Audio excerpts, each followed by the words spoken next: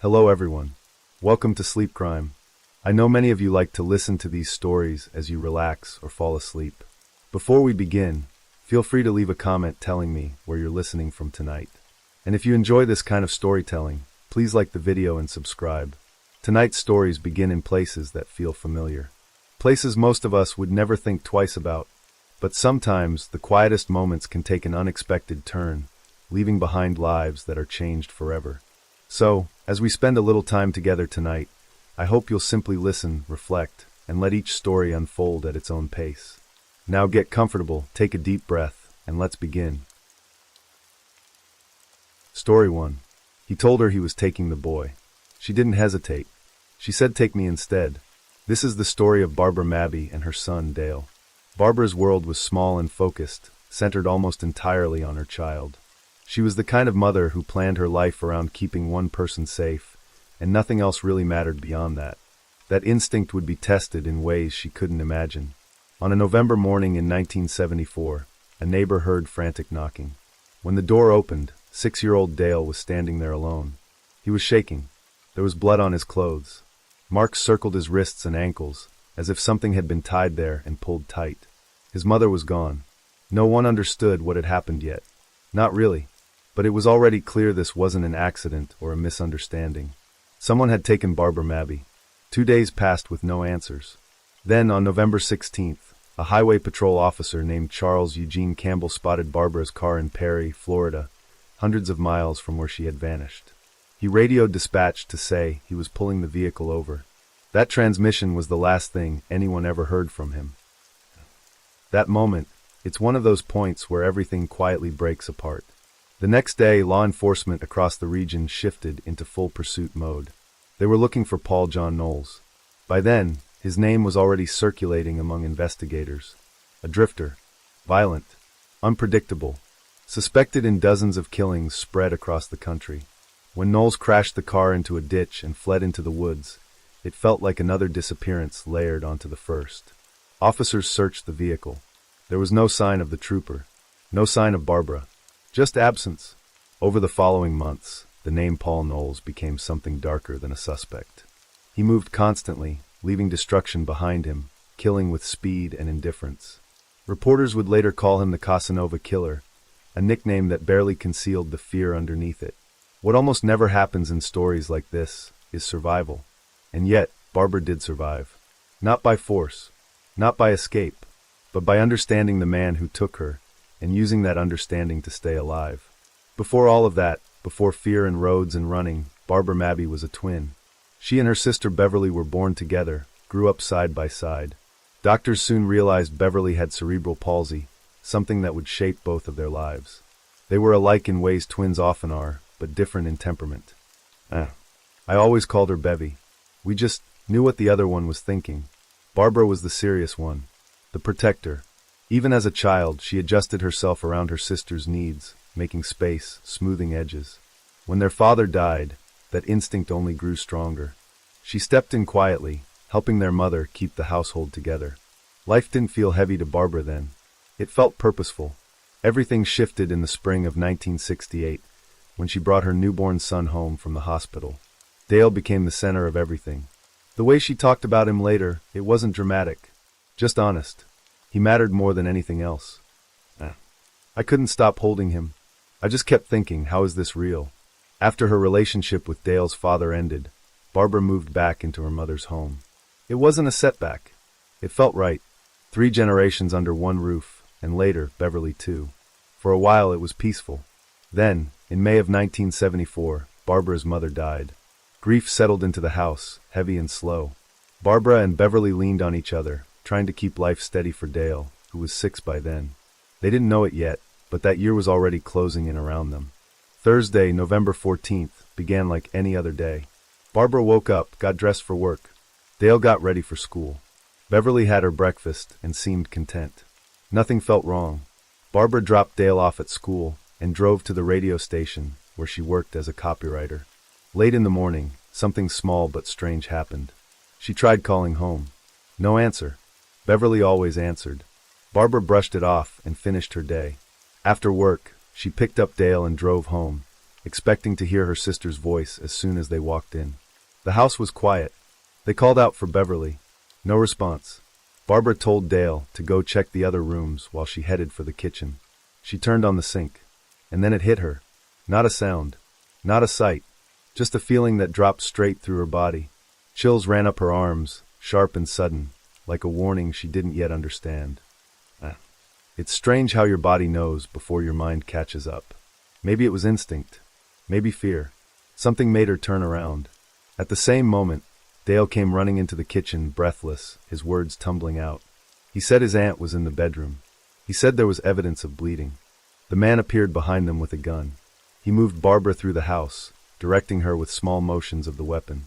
She reached for Dale, gripping his shoulders, keeping his body between her arms and away from the man.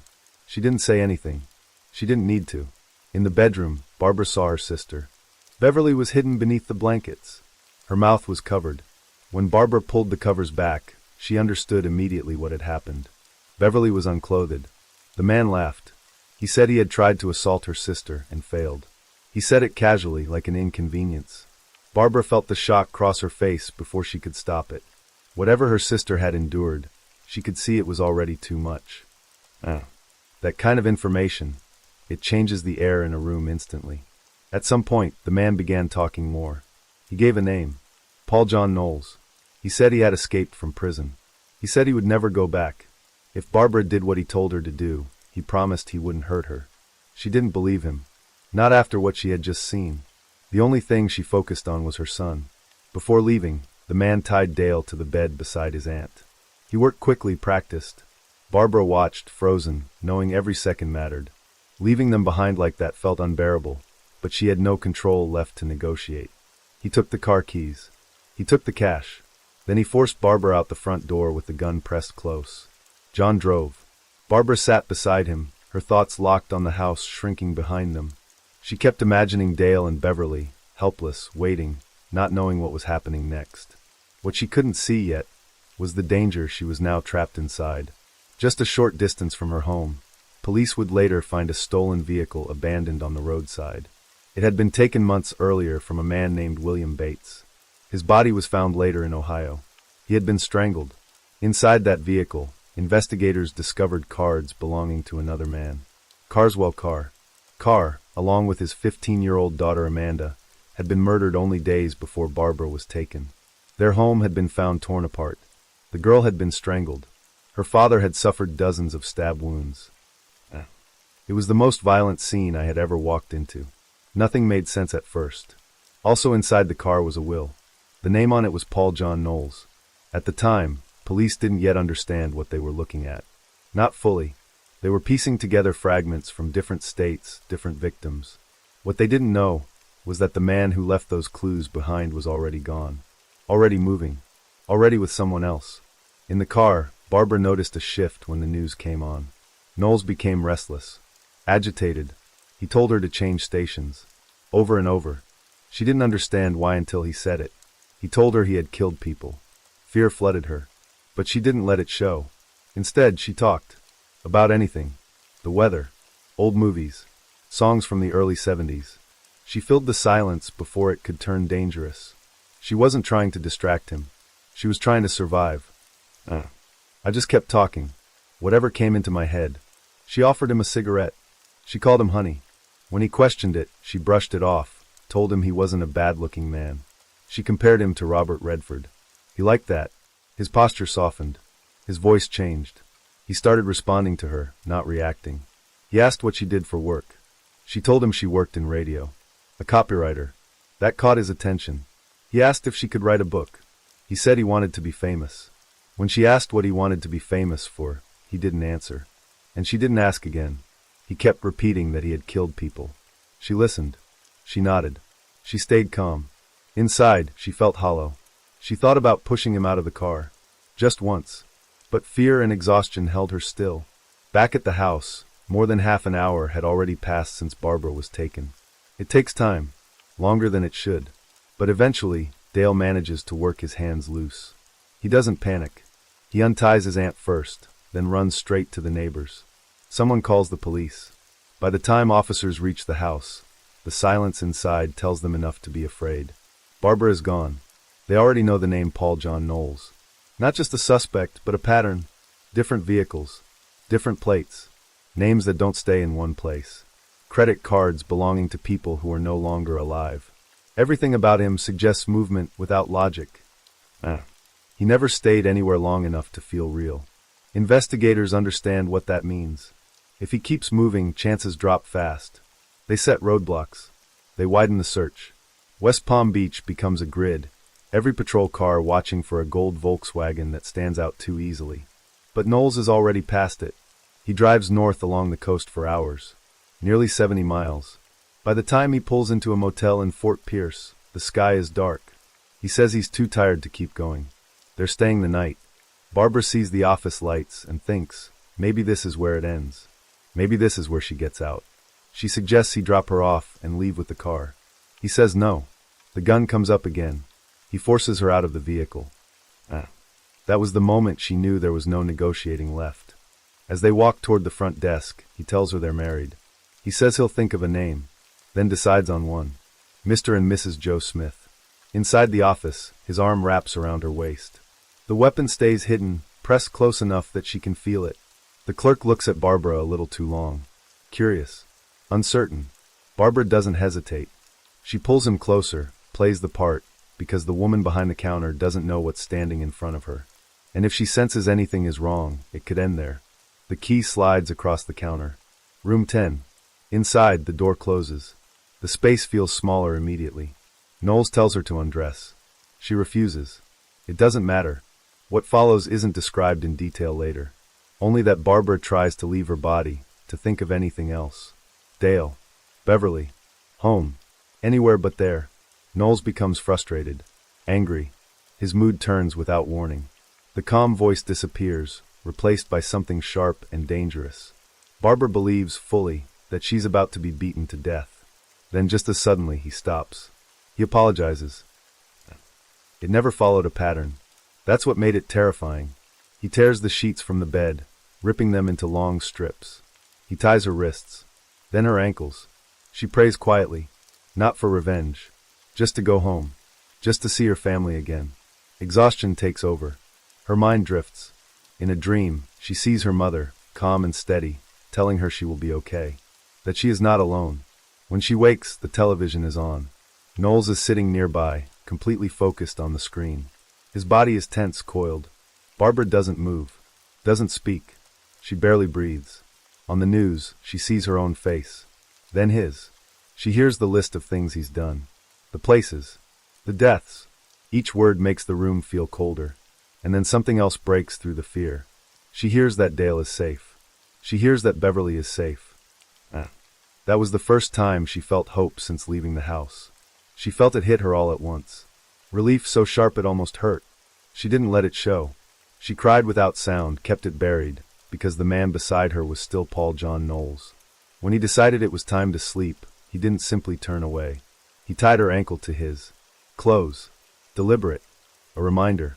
Any movement could wake him. Any mistake could end everything. The room went dark. Being bound like that, inches from someone capable of anything, the fear didn't fade. It settled. It stayed. There was no rest. Not really. November 15th. By then, Barbara had been missing for more than 18 hours. There were no solid leads. No sightings that held. The search widened fast, spilling beyond Florida. Her face was everywhere. Her name spoken by anchors who didn't know her. Paul John Knowles was no longer just a suspect. To investigators, he was already something else. A man who crossed state lines without hesitation. Vehicles that didn't belong to him. Names taken from the dead. Violence without pattern. We didn't expect this to end well. We just kept working anyway. When morning came, Barbara had barely slept. Knowles untied her and said they were going out. He drove to a small diner nearby. Ordinary. Quiet. They sat aware from the window. For a moment, she thought maybe this was it. Maybe she could stand up. Walk away. But then she saw it. The shotgun tucked under his coat, close enough to touch. The thought disappeared. An older waitress came to the table, cheerful, unaware. Barbara watched her move, listened to her voice, and wondered how it was possible that no one recognized them. They had been on the news. Everywhere. No one said a word. That's when she realized nobody was coming to save her. So she kept acting, smiling, eating, because if something happened, she didn't want anyone else hurt. If he was going to kill someone, it would be her. She had already decided that. After breakfast, they returned to the motel. Inside the room, his mood shifted again. The anger came back when his body didn't respond the way he wanted it to. This time it felt closer, immediate. She could see it in his face. So she did the only thing left to her. She soothed him, praised him, told him what he needed to hear. She built him back up piece by piece, not because she believed it, but because she needed him calm. It wasn't courage. It was survival. At one point, he told her he wished he had met her earlier. Before all of this. Then he tied her to the bed again and said he needed to make a phone call. He left, locked the door behind him. Barbara worked at the bindings, slow and careful, whispering prayers she barely recognized as words anymore. That's when she noticed the nightstand. The key was there. He had locked himself out. Her heart raced, then slowed. Footsteps returned. The handle rattled. Once. Again. Harder. She stayed silent. Then it stopped. Minutes passed. From the other side of the door, his voice came through. He told her not to tell anyone he hurt her. He said he loved her. Then nothing. She didn't scream. She didn't move. She waited, afraid he might still be there. Afraid he might come back. November 16th. 7:30 in the morning. She was still trapped. After what felt like forever, she forced her hands free. The rope burned, but she didn't stop. When she could finally move, she reached for the phone and called the front desk. She said her name. She said she had been kidnapped. She said it clearly. Police arrived quickly. At the front desk, a call was waiting. It was Beverly, crying, shocked, alive. They cried together, both trying to speak at once. Then Dale's voice came on the line, calling for his mom, saying he loved her, asking when she was coming home. Barbara told him she'd be there soon. And this time, she knew it was true. She told him she loved him more than anything. Dale answered right away. He said he was glad she wasn't hurt. He said thank God.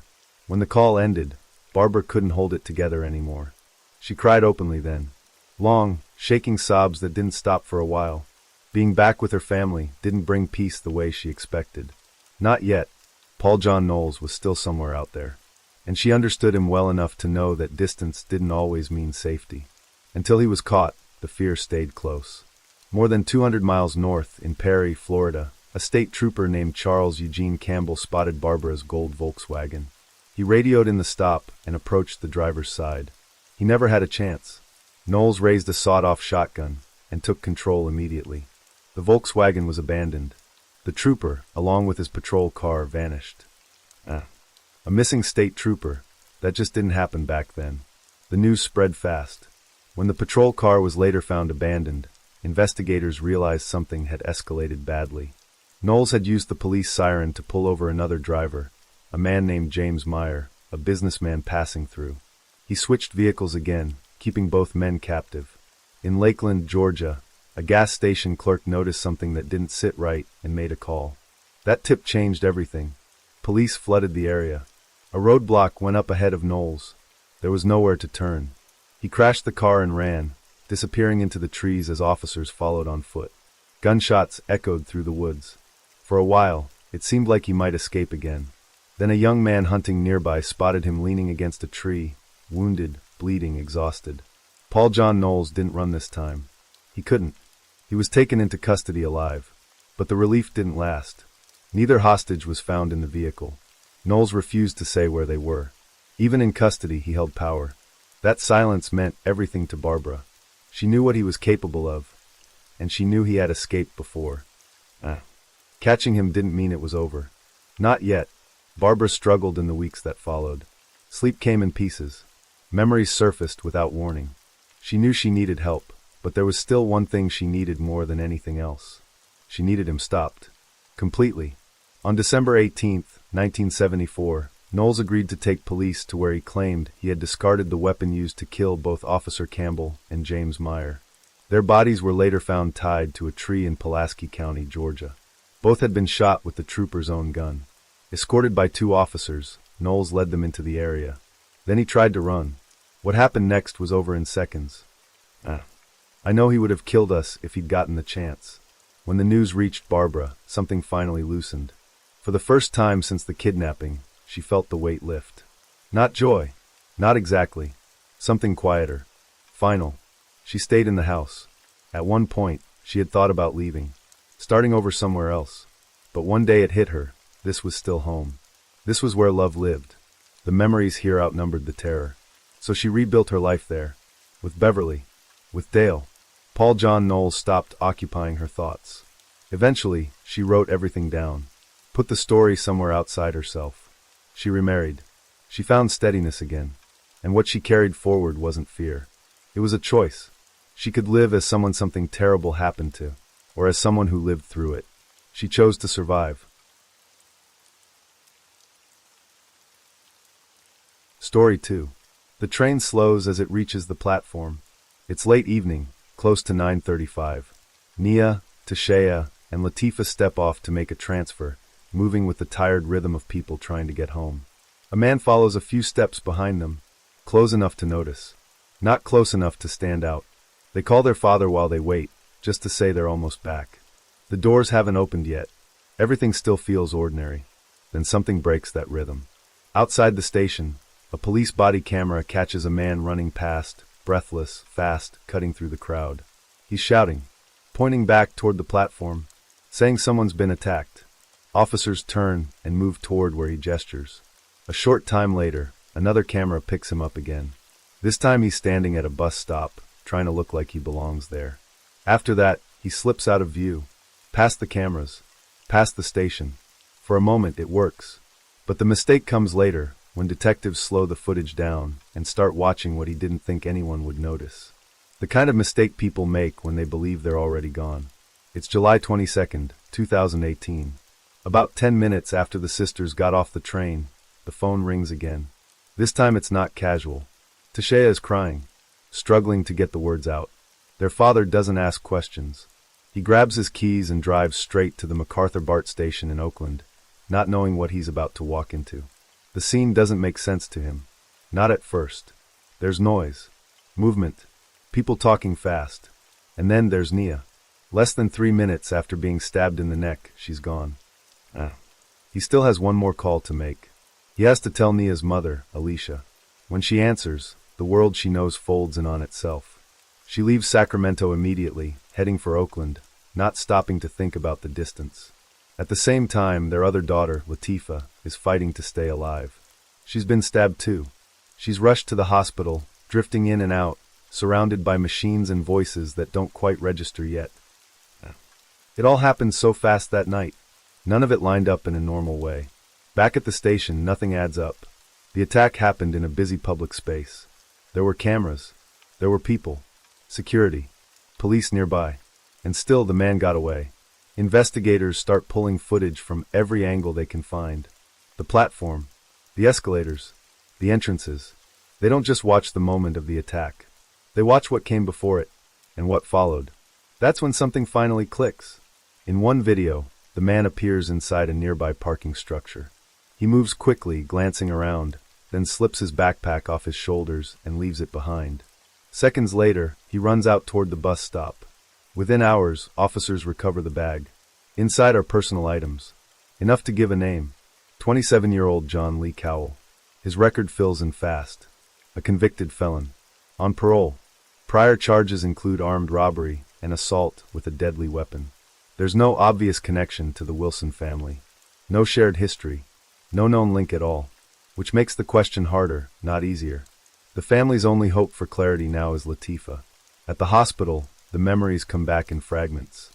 I remember getting there, and after that everything felt foggy. Then I saw my brother, and my dad walked in. She asks where Nia is. Her father hesitates. Just for a moment. Long enough to answer the question without words. That's when I tried to get out of the bed. And my brother kept telling me not to move. Still healing from her own wounds, Latifah tells investigators what she remembers from earlier that night. The hours before everything broke apart. They had been with family, visiting their Aunt Teresa, who had been diagnosed with a terminal illness. It wasn't a sad gathering. It was a celebration of life. A chance to be together while they still could. Later, around 9 o'clock, the sisters arrived at the Concord BART station to head back to Oakland. That's where the man first noticed them. Security footage shows him spotting the sisters on the escalator as they went up to the platform. From that moment on, he doesn't look away. He stays nearby while they wait, close to 15 minutes. Watching, thinking. When they start moving toward the train doors, he pulls a hoodie over his head, lifts his backpack, follows. Inside the train, he sits near them. Not beside them, just close enough. For several stops, he keeps his head angled in their direction, eyes hidden behind sunglasses.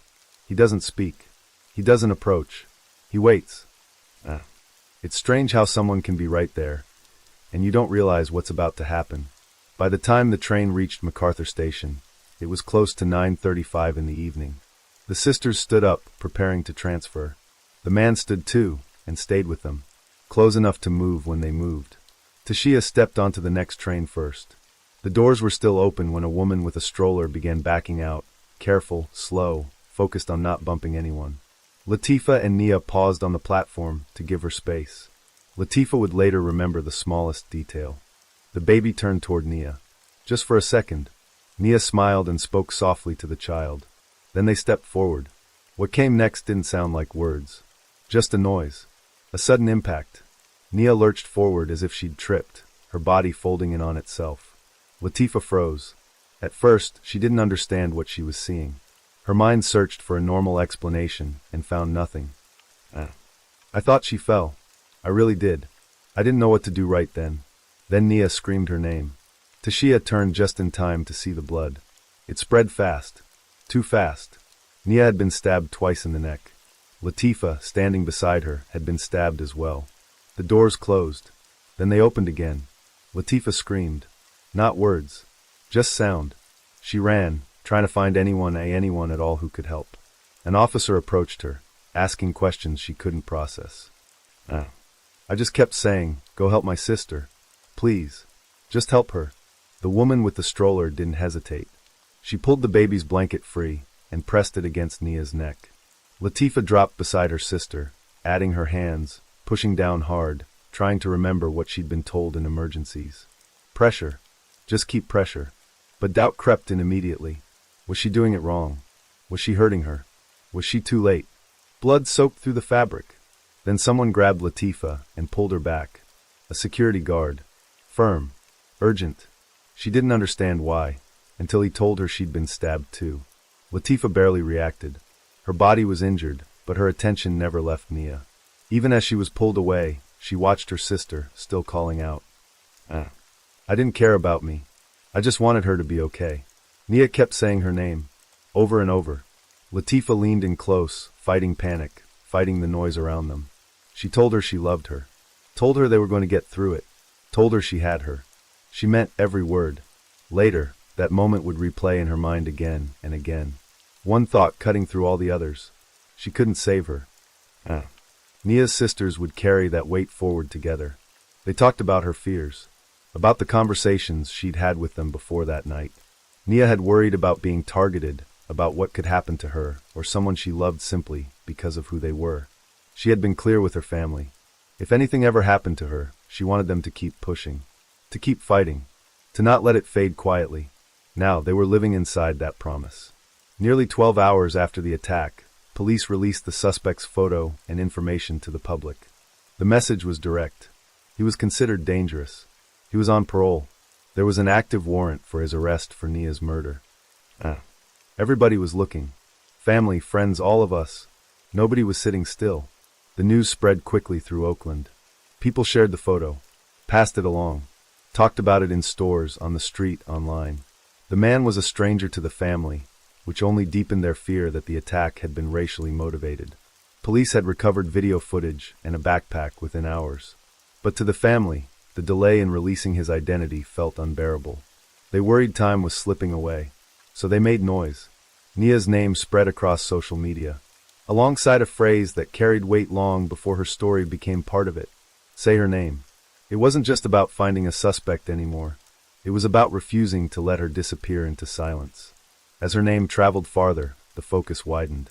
What began as a call for Nia slowly folded into something larger, a way to speak about violence that had been ignored for too long. People started showing up, not just online, but in person. By the following day, Close to 1,000 community members gathered at the MacArthur station. They stood where it happened. Candles, signs, quiet conversations. Some people didn't know the family at all. They came anyway, to honor her, to push back, to make sure the story didn't fade. For all that attention, the man responsible still hadn't been found. It felt like he had dissolved into the city. Then, in the middle of the vigil, police received a call. It was anonymous. Calm. The caller said they were riding a BART train and believed the person near them was John Cowell, the man they were searching for. The train, they said, was headed straight toward MacArthur Station, the same station where the crowd was standing. Everything tightened at once. Officers didn't know if he planned to hurt someone else. They didn't know if he knew about the vigil. They only knew they had to intercept the train before it arrived. They waited on the platform, watching the tunnel. When the train finally pulled in and the doors opened, officers scanned every car. He wasn't there. For a moment, it felt like another miss. About 20 minutes later, at Pleasant Hill Station, officers searched the train again. This time they saw him, standing in the doorway, exactly where you'd least expect someone trying to disappear. He didn't run. He didn't resist. He let himself be taken into custody. Less than a full day after the attack, the search was over. I remember thinking, it finally stopped. Just for a second, everything paused. The footage from the arrest shows a man who looks cooperative. Still, almost passive. But that calm didn't last long. In February of 2020, John Lee Cowell goes to trial. He enters a plea of not guilty by reason of insanity, citing a long history of mental health issues. On the stand, he leans heavily into it, claiming he believed the sisters were not human, that they had taken his grandmother. The courtroom becomes tense. It didn't feel real. The things he was saying, it felt like he was performing.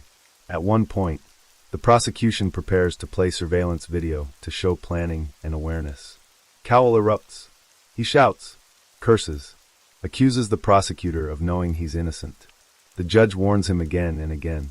He doesn't stop. Eventually, he's removed from the courtroom entirely. The evidence fills in the gaps he tried to blur. Video from the station shows preparation, waiting, following, even a change of clothes afterward. A backup plan. He didn't approach anyone else on the platform. Women passed by. Groups came and went. When he saw 3 young black women, he locked onto them. The prosecution considers adding a hate crime charge. Surveillance angles point the same way.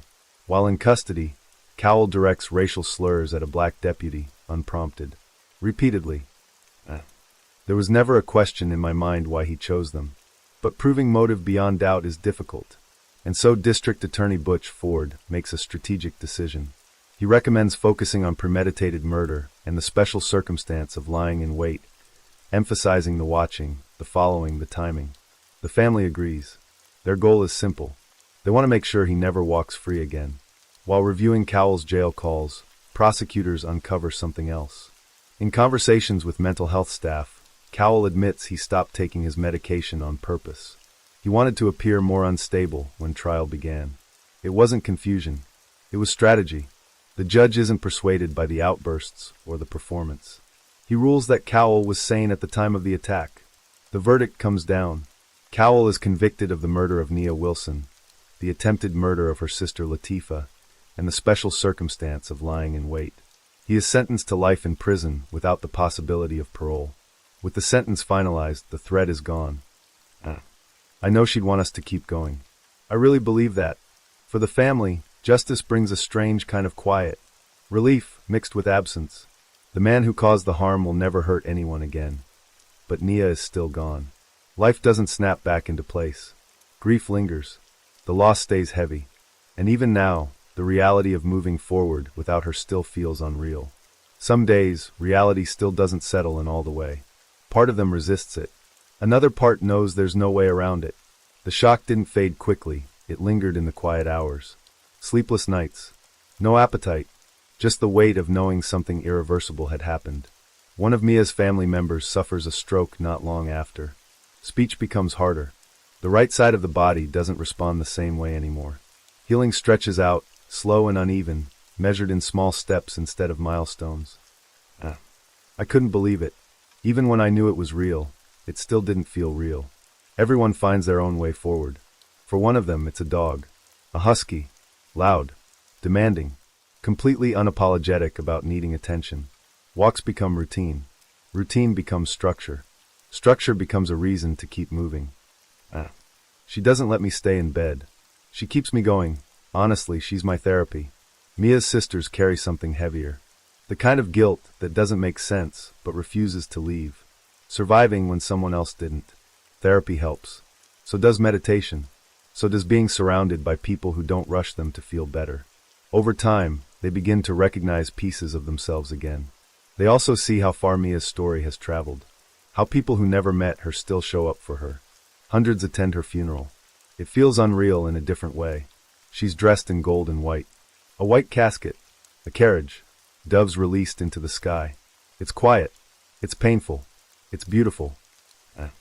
The name Mia comes from a Swahili word meaning purpose. Her family holds on to that. Not as a slogan, but as something lived out. She cared deeply about equality. She noticed who was being left out and did something about it. She gave without keeping score. When her family talks about her now, they don't start with the tragedy. They remember her smile. Bright. Easy. The kind that filled a room. When I think of her, I just see sunshine. That smile, that was my baby. Tributes keep coming. Messages. Photos. Stories. From friends. From strangers. Even from people with large platforms who want her name remembered. NBA player Stephen Curry hosts a high school basketball showcase and dedicates it to Mia, raising more than $20,000 for her family. Her school honors her as well, at what would have been her graduation. One empty space remains. The class of 2018 isn't complete without her. We talked about this moment so many times. I'm proud, but it hurts she's not here to feel it. Mia loved music. She loved to dance. She dreamed of opening her own dance studio someday. She talked about becoming an emergency responder, maybe even working in criminal justice. Anything that let her help people. That part of her doesn't disappear. In 2019, her family establishes the Nia Wilson Foundation. The mission reflects who she was. Mental health support, outreach for people without housing, self-defense classes, job opportunities for young people trying to find their footing. Her family thinks about her every day. Not quietly, actively. They let her name guide what they do next. I carry her name with me. Everything I do. I think about her. I can't fail her. They don't want Mia remembered only for how she died. They want her remembered for how she loved. How much she cared. How deeply she believed in dignity and rights for everyone. The road forward is still hard. It always will be. This loss doesn't close up neatly. But they keep going. Together. One day at a time. We're going to make it. Even when it's hard, we're going to make it. And they do. Story 3. At first glance, it's ordinary. A woman in a red top moving slowly through a Walmart, stopping to compare prices, lifting a carton of eggs, checking her list. Nothing that would make anyone look twice. Except there's a man behind her. Not close enough to seem obvious. Close enough to stay with her. One aisle. Then another. He waits when she waits. Moves when she moves. All the way to the register. All the way out the doors. He gets into his car only after she does, and then follows her out of the parking lot. The woman is Lou T. Harris. She's 81 years old. A grandmother. The kind of person who blends into a grocery store crowd because she's supposed to be safe there. When investigators later review security footage from multiple retirement communities, the pattern starts to show itself. The same man. Different clothes. Blue medical scrubs one day. A shirt that looks like it belongs to a healthcare worker another. At one point, he's carrying tools, posing as a plumber. Always the same behavior. Watching. Waiting. Choosing. It didn't stand out at first. It only made sense after everything was laid out together. Across retirement communities in Dallas, elderly women begin dying under similar, unsettling circumstances. Not dramatic. Not loud. Quiet deaths. Deaths that don't trigger alarms. More than 700 of them eventually fall under review. Unattended. Largely unexplained. Investigators treat each case separately. Natural causes. Accidents. Age.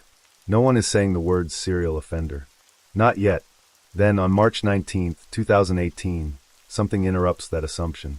At Preston Place, a gated retirement community that spans 16 acres, a woman is found alive. Her name is Mary Bartell. She's 91. She has already beaten the person who tried to kill her, even though no one realizes that yet. 2 years earlier, in 2016, Mary's life looks calm. Predictable in the best way. She and her husband Don have lived at Preston Place for several years. Before that, a marriage that lasted 67 years. High school sweethearts. The kind of love their children describe as steady, uncomplicated, permanent. When Don passes away in 2015, Mary grieves him deeply. But she doesn't retreat. She keeps her routines. Morning mass, exercise classes, coffee with friends. She knows everyone. Everyone knows her. She was always moving. You'd see her walking the halls like she had somewhere important to be. Security is something Preston Place prides itself on. Controlled access. Friendly staff. Residents are told there have never been serious safety issues. It's meant to feel like a resort, not an institution. On the morning of March 19th, Mary doesn't show up for her exercise class. Her friend Jackie notices immediately. Mary is never late. When Jackie reaches her apartment, the door is quiet. No greeting. No sound from inside. Mary is on her bed. Still. Unresponsive. Jackie panics. She tries to wake her. Nothing. The call to emergency services goes through at 9:26 in the morning. An elderly woman's voice on the line. Shaken. Urgent. Emergency responders arrive quickly. They check Mary's pulse. A police officer is dispatched. Someone contacts Mary's son, John. No one understands what they're looking at. Mary is healthy. Sharp. Independent. She works out regularly. There's no history that explains this. Then, unexpectedly, Mary opens her eyes. She raises her hand slightly. Weakly. She points, not to the door, not to her body, but to her finger. Her wedding ring is gone. For Mary's family, that detail lands hard. The ring isn't just jewelry. It's done. It's decades of marriage. It never leaves her hand. Not for sleep. Not for showers. Not ever. They search the apartment carefully. Drawers. Bathrooms. Bedding. Nothing. That's when it stopped feeling random. Mary doesn't yet know who attacked her. Police don't either. But something has shifted. A quiet crime has left a mark. And for the first time, someone survived long enough to show where to look next. When they keep searching Mary's apartment, the absence becomes louder. Not just the ring. Every piece of jewelry is gone. Earrings. Necklaces. Anything with value. It's clean. Intentional. That's when Sergeant Brian France feels something drop in his stomach. He's heard versions of this before. Over the years, elderly women dying quietly. Belongings missing. Explanations that never quite matched. At the time, none of it was challenged. Now it's harder to ignore. That was the moment it stopped feeling isolated. Mary is taken to the hospital. Her condition is fragile. Doctors aren't sure she'll make it through the night. And with her life hanging in the balance, investigators realize something else is at risk too. The chance to finally understand what's been happening. While they wait for updates, detectives start pulling old files. Looking sideways instead of forward. One case begins to echo louder than the rest. 6 months earlier, summer of 2017, 9 miles from Preston Place. Her name is Helen Lee, 82 years old. She's been living at a retirement community in Frisco called Parkview for 5 years. She likes it there, has friends, a routine, and her granddaughter visits often, which matters more than anything. She built her life around family. That never changed. Helen spent over 4 decades working as a seamstress before retiring. Careful hands. Patient work. She takes pride in things lasting. Her closest friend at Parkview is Marilyn Bixler. Marilyn is 90. They do almost everything together. Lunch. Dinner. Small outings that don't need much planning. Any excuse to sit and talk. They live in the same building. Marilyn on the first floor. Helen on the third. Between them is a stairwell that's almost always unlocked. No cameras. No record of who comes and goes. September arrives. Within a few weeks of each other, both women are found dead inside their apartments. On September 3rd, Helen doesn't show up for church. Her granddaughter notices immediately. That's not like her. So she goes to check. Helen is in her bedroom, lying flat, cane next to her side. I remember thinking how quiet everything felt. Police say it was likely a heart attack. Given her age, no one pushes back. No autopsy is ordered. The death is marked as natural. Marilyn's death follows a similar path. Same conclusions. Same calm paperwork. On the surface, it makes sense. Elderly residents. Retirement homes. These aren't places authorities expect foul play. And the idea that someone would intentionally harm seniors doesn't seem to register. But families notice details that don't sit right. Both women are found positioned almost too neatly. Arms straight, bodies aligned, bruising on their arms, glasses bent backward in a way that doesn't happen by accident. Questions are asked. They don't go far. It felt like the answers were already decided. One family member asks directly if someone could have hurt her mother. The response is firm. No. Natural causes. And if jewelry is missing, they're told, someone must have come by later and taken it. But then there's the ring. The one she never removed. Not for sleep. Not for chores. Not ever. As reports continue to come in, investigators start laying cases side by side. Patterns emerge without trying very hard. Elderly women. Found deceased. Jewelry gone. Wedding bands. Gold chains. Even a luxury watch in one case. When the numbers are added up, the stolen items total more than $500,000. And the timing, the thefts happen alongside the deaths. Not before. Not long after. That coincidence stops feeling accidental. You don't see that kind of overlap by chance. At one facility, where 3 deaths a year would normally be expected, several occur in just a few months, each paired with missing valuables. It's the kind of situation where alarms should be sounding. But they aren't. Between 2016 and 2018, hundreds of deaths are pulled back into review. Many of them trace back to just 4 high-end senior living communities. Unattended deaths. Quiet conclusions. Families keep pushing. They contact management at one of the facilities, asking a simple question. Where did the jewelry go? The response they get feels dismissive. Offhand. Almost irritated. Someone suggests elderly women misplace things. That they hide valuables in drawers. Sometimes even in their clothing. That answer didn't land well with anyone. Residents begin talking to each other, comparing notes. And then they act. Handwritten warning signs appear in hallways. Notices about missing jewelry. Suggestions to lock doors. To be careful. The signs don't last long. Management removes them, saying they weren't approved. That they might cause unnecessary fear. Too much stress. But by then, the fear is already there. And it's not going away. Something about the explanation never settled. Management kept saying it was sudden. A heart problem. She collapsed and that was it. End of story. But after enough complaints stacked up, detectives finally slowed things down. In the fall of 2016, they ask Edmundo Sanchez to come in and answer questions. His tone is relaxed, almost dismissive. That alone catches attention. Not what he says, but how easily he says it. So investigators start looking around instead of straight ahead. They ask about cameras, coverage, hallways, stairwells. What they find is unsettling. Surveillance is sparse across most facilities. At Preston Place, it's worse. There are no cameras at all on the 3rd or 4th floors. Entire corridors, doors, exit points, all unmonitored. Someone could walk in, walk out, and no one would ever know. That kind of gap isn't small. It changes everything. Police chase every angle they can. They talk to paramedics, review reports, compare timelines. But there's no physical evidence. No clear suspect. Just missing jewelry and too many unanswered questions. Eventually, the trail goes quiet. Until March 19, 2018. Mary Bartell survives. And that changes the rules.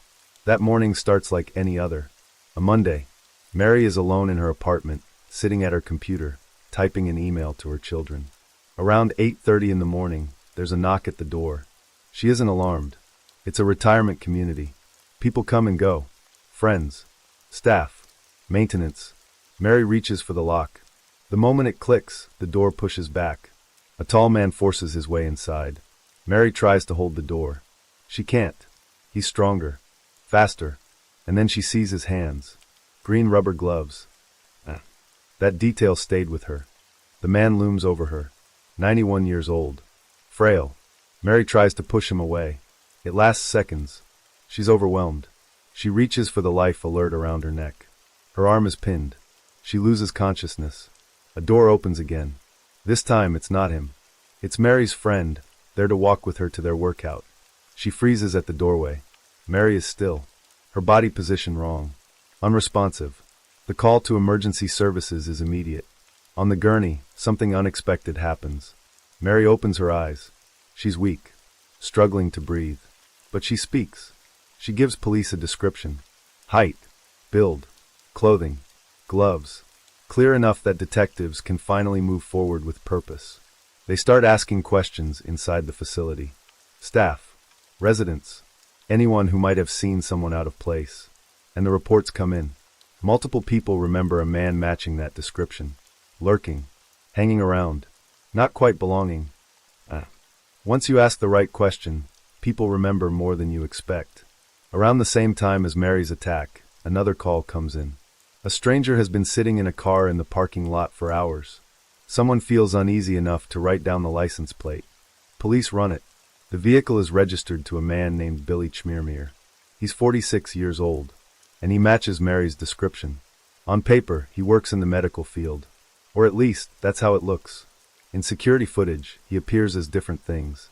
A nurse, a maintenance worker, a plumber, sometimes all within the same week. Detectives begin to understand the method. Old uniforms, access points with no cameras, unlocked doors, familiar settings where no one expects danger. When they dig into his history, more concerns surface. Prior arrests, driving under the influence, and one charge that stands out above the rest. In 2016, Billy Chmirmir was arrested for trespassing at a retirement home. He had gained entry by pretending to be maintenance staff. That wasn't coincidence anymore. If this man is responsible, he isn't just drifting through places unnoticed. He has access to medication, to keys, to vulnerable people, and potentially to hundreds of victims. What police know now is this. He changes jobs, changes appearances, changes vehicles. He moves easily through at least 4 senior living facilities. For years. And somehow no one stopped him.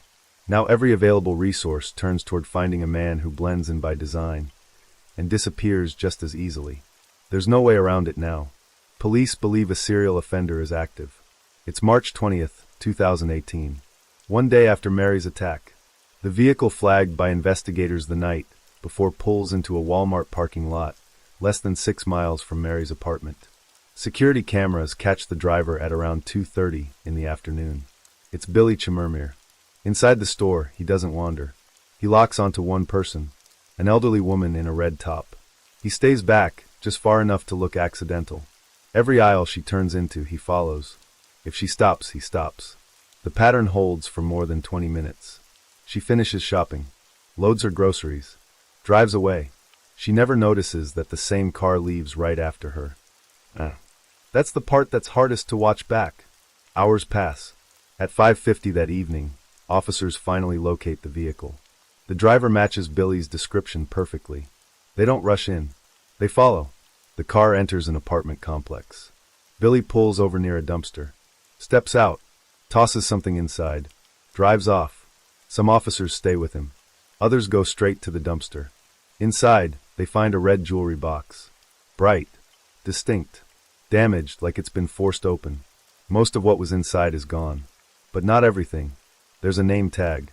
And paperwork. The name reads Lou T. Vang Harris. Police run it immediately. She's 81 years old.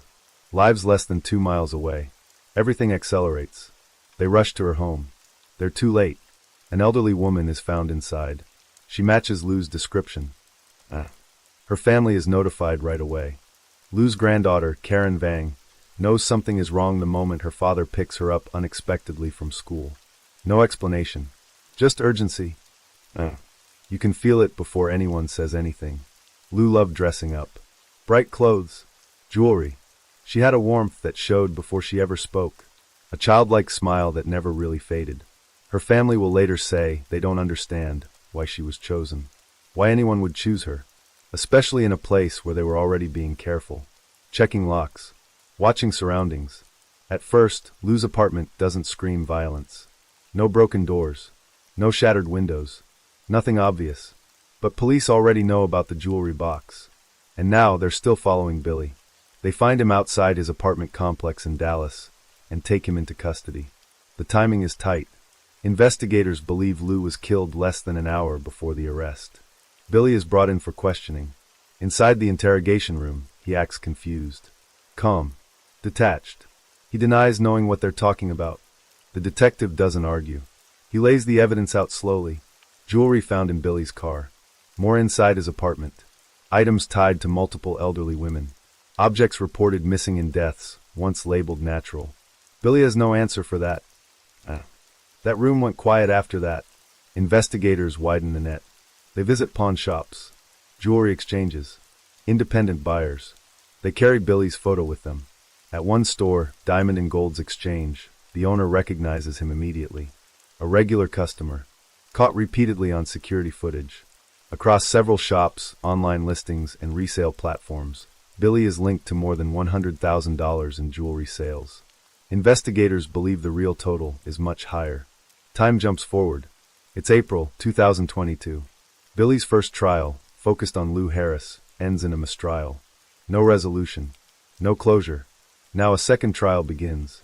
This time, prosecutors narrow their focus. Just one victim. Lou.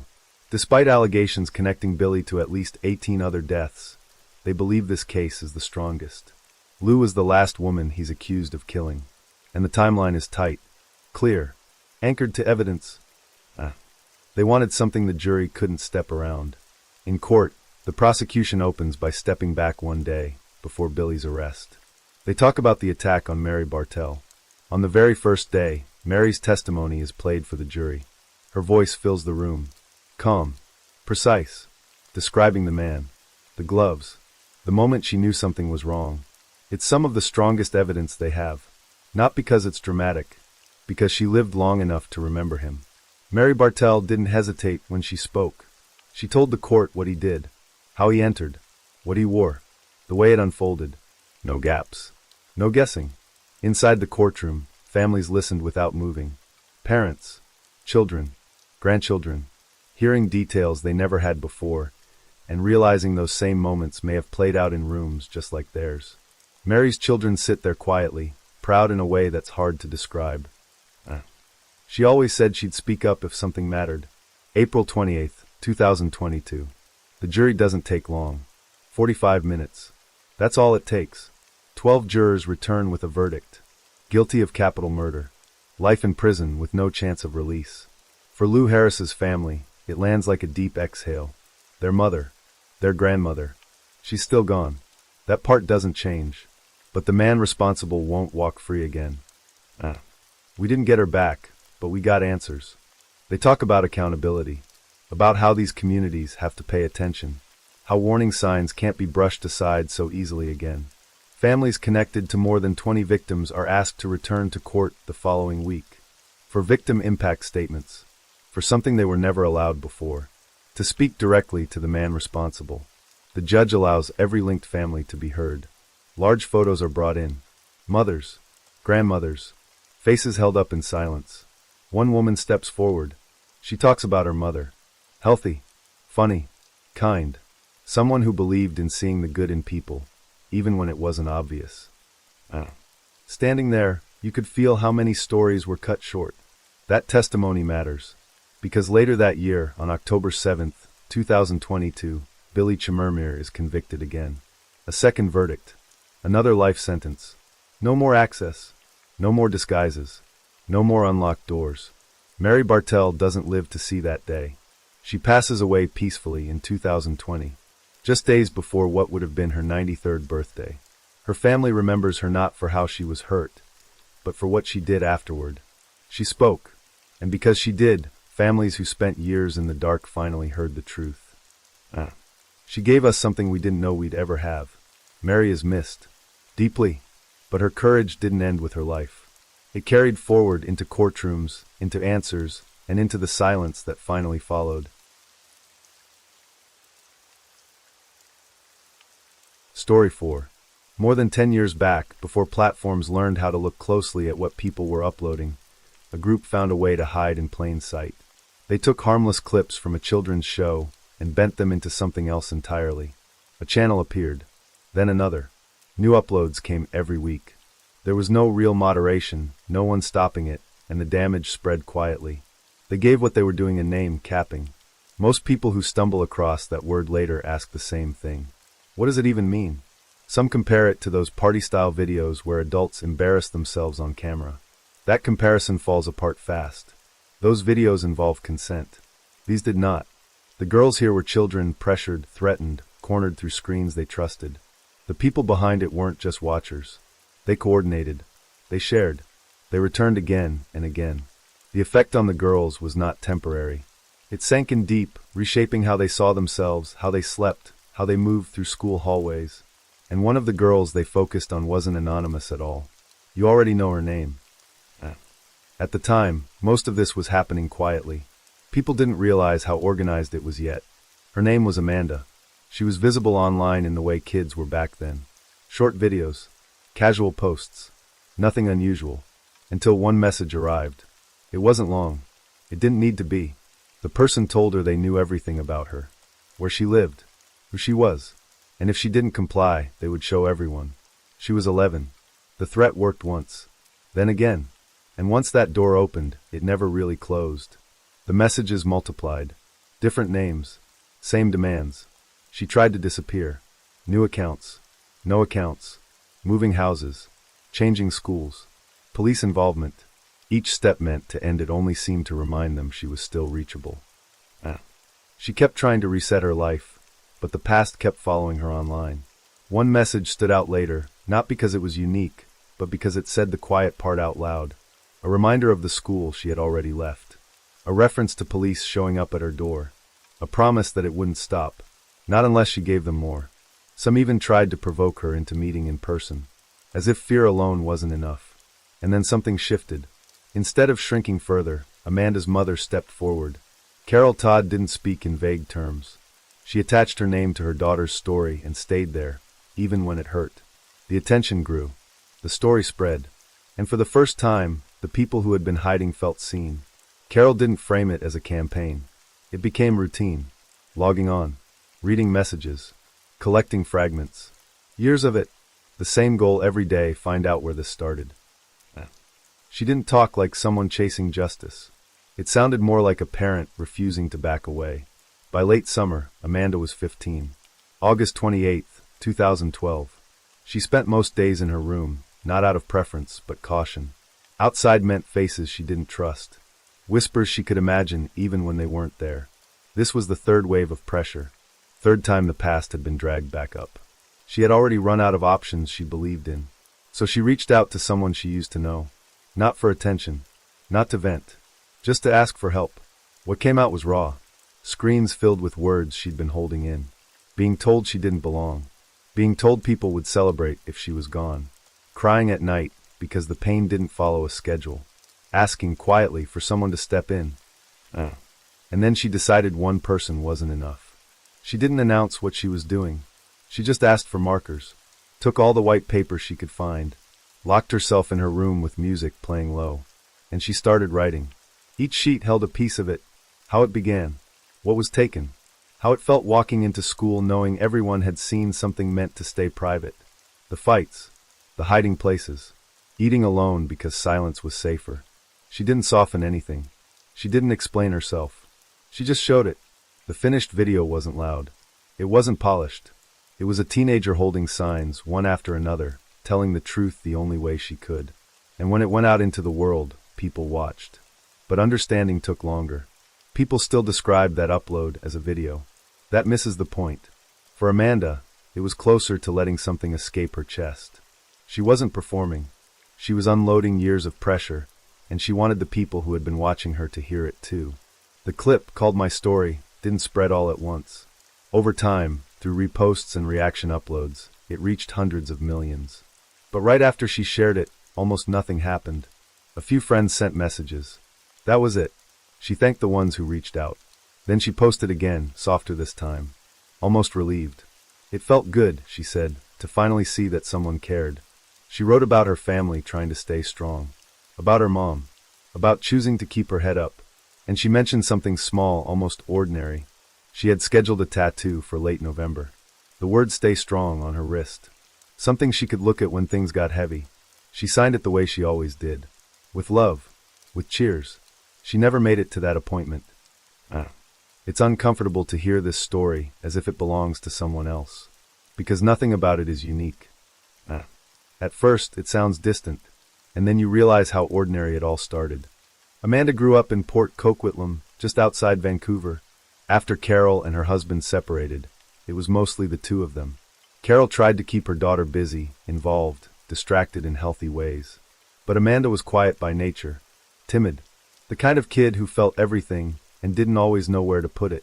Carol remembers her as spirited, creative, shy in a way that could be painful to watch. As Amanda got older, doctors added labels: ADHD, other neurodivergent traits.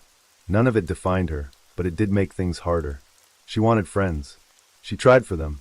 A lot of kids responded by teasing her instead, calling her awkward, laughing when she spoke. So she learned to adjust herself, sometimes in ways that didn't protect her. Over time, she pulled inward. Anxiety settled in. She had a lot of spark. Even when she was struggling, that part of her never really disappeared. At home, she loved music, singing, dancing around her room, sitting in front of her webcam, recording little moments and sharing them online. YouTube felt safe, familiar, like a place where she could be herself without interruption. What she couldn't see was who else was watching. She was young, lonely in ways adults often underestimate, looking for connection. And someone noticed. Someone who sounded like a peer. Friendly, supportive, patient. The kind of attention that feels comforting when you don't get much of it elsewhere. That's how grooming works. Slowly, quietly. By the time the intent becomes clear, trust has already been built. She thought she was talking to a friend. On the other side of those screens, though, there was a different world entirely. Clips circulated of people joking about staying up after bedtime to get back online, of shows introducing themselves like broadcasts. They called it the Daily Capper. Weekly updates, highlights, a tone that treated exploitation like sport. They listed incidents casually. Children pressured on live streams. Rooms full of viewers. Videos shared back to victims as punishment. Ages mentioned without hesitation. Sometimes younger siblings dragged into it too. They laughed. They invited others to message the blackmailers directly if they wanted copies. And they signed off cheerfully. Listening to it now, it sounds unreal. But that was normal to them. This was the group behind Amanda's screen. The Cappers, an organized network of online predators targeting kids on early streaming platforms. What separated them from others wasn't sophistication. It was confidence. They didn't hide. They didn't retreat to obscure corners of the internet. They ran a public channel. They celebrated themselves. They even held annual award videos, congratulating one another for what they called wins. Photos became caps. Compliance became an achievement. Victims were reduced to statistics and jokes. To get there, they started gently, pretending to be the same age, offering compliments, building trust. And when that failed, the tone changed. Threats replaced friendliness. Control replaced conversation. And for many victims, including Amanda, it began with a single message. A stranger saying, "I have all your information." The message was blunt. If she didn't do what he asked, he said he would come find her. He told her to expose herself. Just once, he said. She was scared enough to agree. That didn't end it. It rewrote the rules. He came back and told her if she refused again, he would send the image everywhere. To her town. To Port Coquitlam. The pressure didn't last a week or a month. It stretched on for years. By the time she was 14, the threats had worn her down again. There are recordings where you can hear the fear in her voice. She says someone creepy is talking to her. She says she's terrified. Another message follows, colder this time. It tells her nothing she does now will stop what's coming. When Carol saw her, she wasn't just crying. She was panicking, barely able to breathe. She kept asking the same questions over and over. Could the photo be deleted? Could it be taken back? Should the police be called? And then, almost immediately, she backed away from that idea. She was afraid. She kept asking like there might be a reset button somewhere. The person on the other side reduced it to a transaction. 3 more performances, he said, and it would all go away. What was the big deal? Amanda refused. That refusal had consequences. In December of 2010, the image appeared on an adult website. Not hidden. Not buried. Public. Police officers arrived at the house before dawn. They told her it had been posted. From that moment on, her life split into before and after. Messages flooded in. Accusations. People asking why she would do something like that. She tried to explain she hadn't sent it, that it had been shared without her consent. She begged people not to pass it on. She told them to talk to their parents, to call the police. For Carol, the shock came in waves.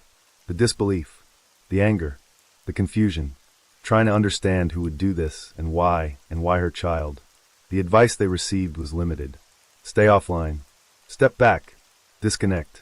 But the damage didn't pause. With her social world in ruins, Amanda retreated further into the internet, the only place she still felt she could exist without being stared at. Carol tried to change that. She moved her daughter to a different school. For a while it worked. Amanda started singing again. She made friends. Some of her spark returned. 6 months later, the images were sent again. This time not selectively. They went to students, teachers, school officials, both districts in the area. That was when it stopped feeling random. It felt deliberate. Police were contacted again, and again. Each time, the response sounded the same. Talk to her. Reduce her online presence. Remove access to technology. The underlying threat remained untouched. An officer involved in the case later described visiting Amanda after the second wave. She expected to see the same child. She didn't. Amanda was withdrawn. Smaller somehow. When asked why she kept making new profiles, why she kept adding people she didn't know, the answer was simple. She was lonely. Over the following year, Carol moved them again, hoping distance would break the connection. It didn't. The harassment followed them. The case was pushed higher, passed to a specialized provincial unit focused on online exploitation. The conclusion came back flat. The person responsible was skilled. Their digital trail was masked. There was no clear way to identify them. Carol believed help would come, that the tools existed, that someone somewhere could stop this. For one officer involved, that was the moment something broke. The realization that despite training and authority, she couldn't protect this child. By the third campaign, Amanda had changed. She was still hurting, but she wasn't silent. When the messages returned, she pushed back. The demands were the same. 3 performances. Promises that he would disappear. Warnings that he would never really leave. That no matter where she went, who she dated, what school she attended, he would find her again. He called himself crazy. And this time, Amanda didn't shrink from the threat. Her answer didn't change. Not now. Not later. She told him it wasn't happening. When he pushed again, trying to flip fear into control, she challenged him outright. If he wanted to meet, she said, he could come himself. The silence that followed didn't mean retreat. As Amanda and Carol started lining things up, a pattern emerged. Different usernames, different platforms, same tone, same pressure. Most of the accounts led back to one place, a Facebook profile using the name Tyler Boo. Amanda didn't wait for permission. She confronted it publicly. She warned people. She wrote that he wasn't a teenager at all, but a grown man pretending. She asked others to judge her if they wanted, or stand with her if they could. She wasn't hiding anymore. She sounded tired of being quiet. That's when Carol stepped fully in. Together, they organized everything. Screenshots, messages, timelines, accounts. It wasn't scattered emotion anymore. It was a file, something any trained cyber investigator could work with. Carol even proposed a clear plan. Have an officer pose as Amanda and catch him in the act. Nothing happened. The advice didn't change. Get Amanda offline. Step back. Disconnect. As if the internet could be turned off by will alone. The evidence sat there.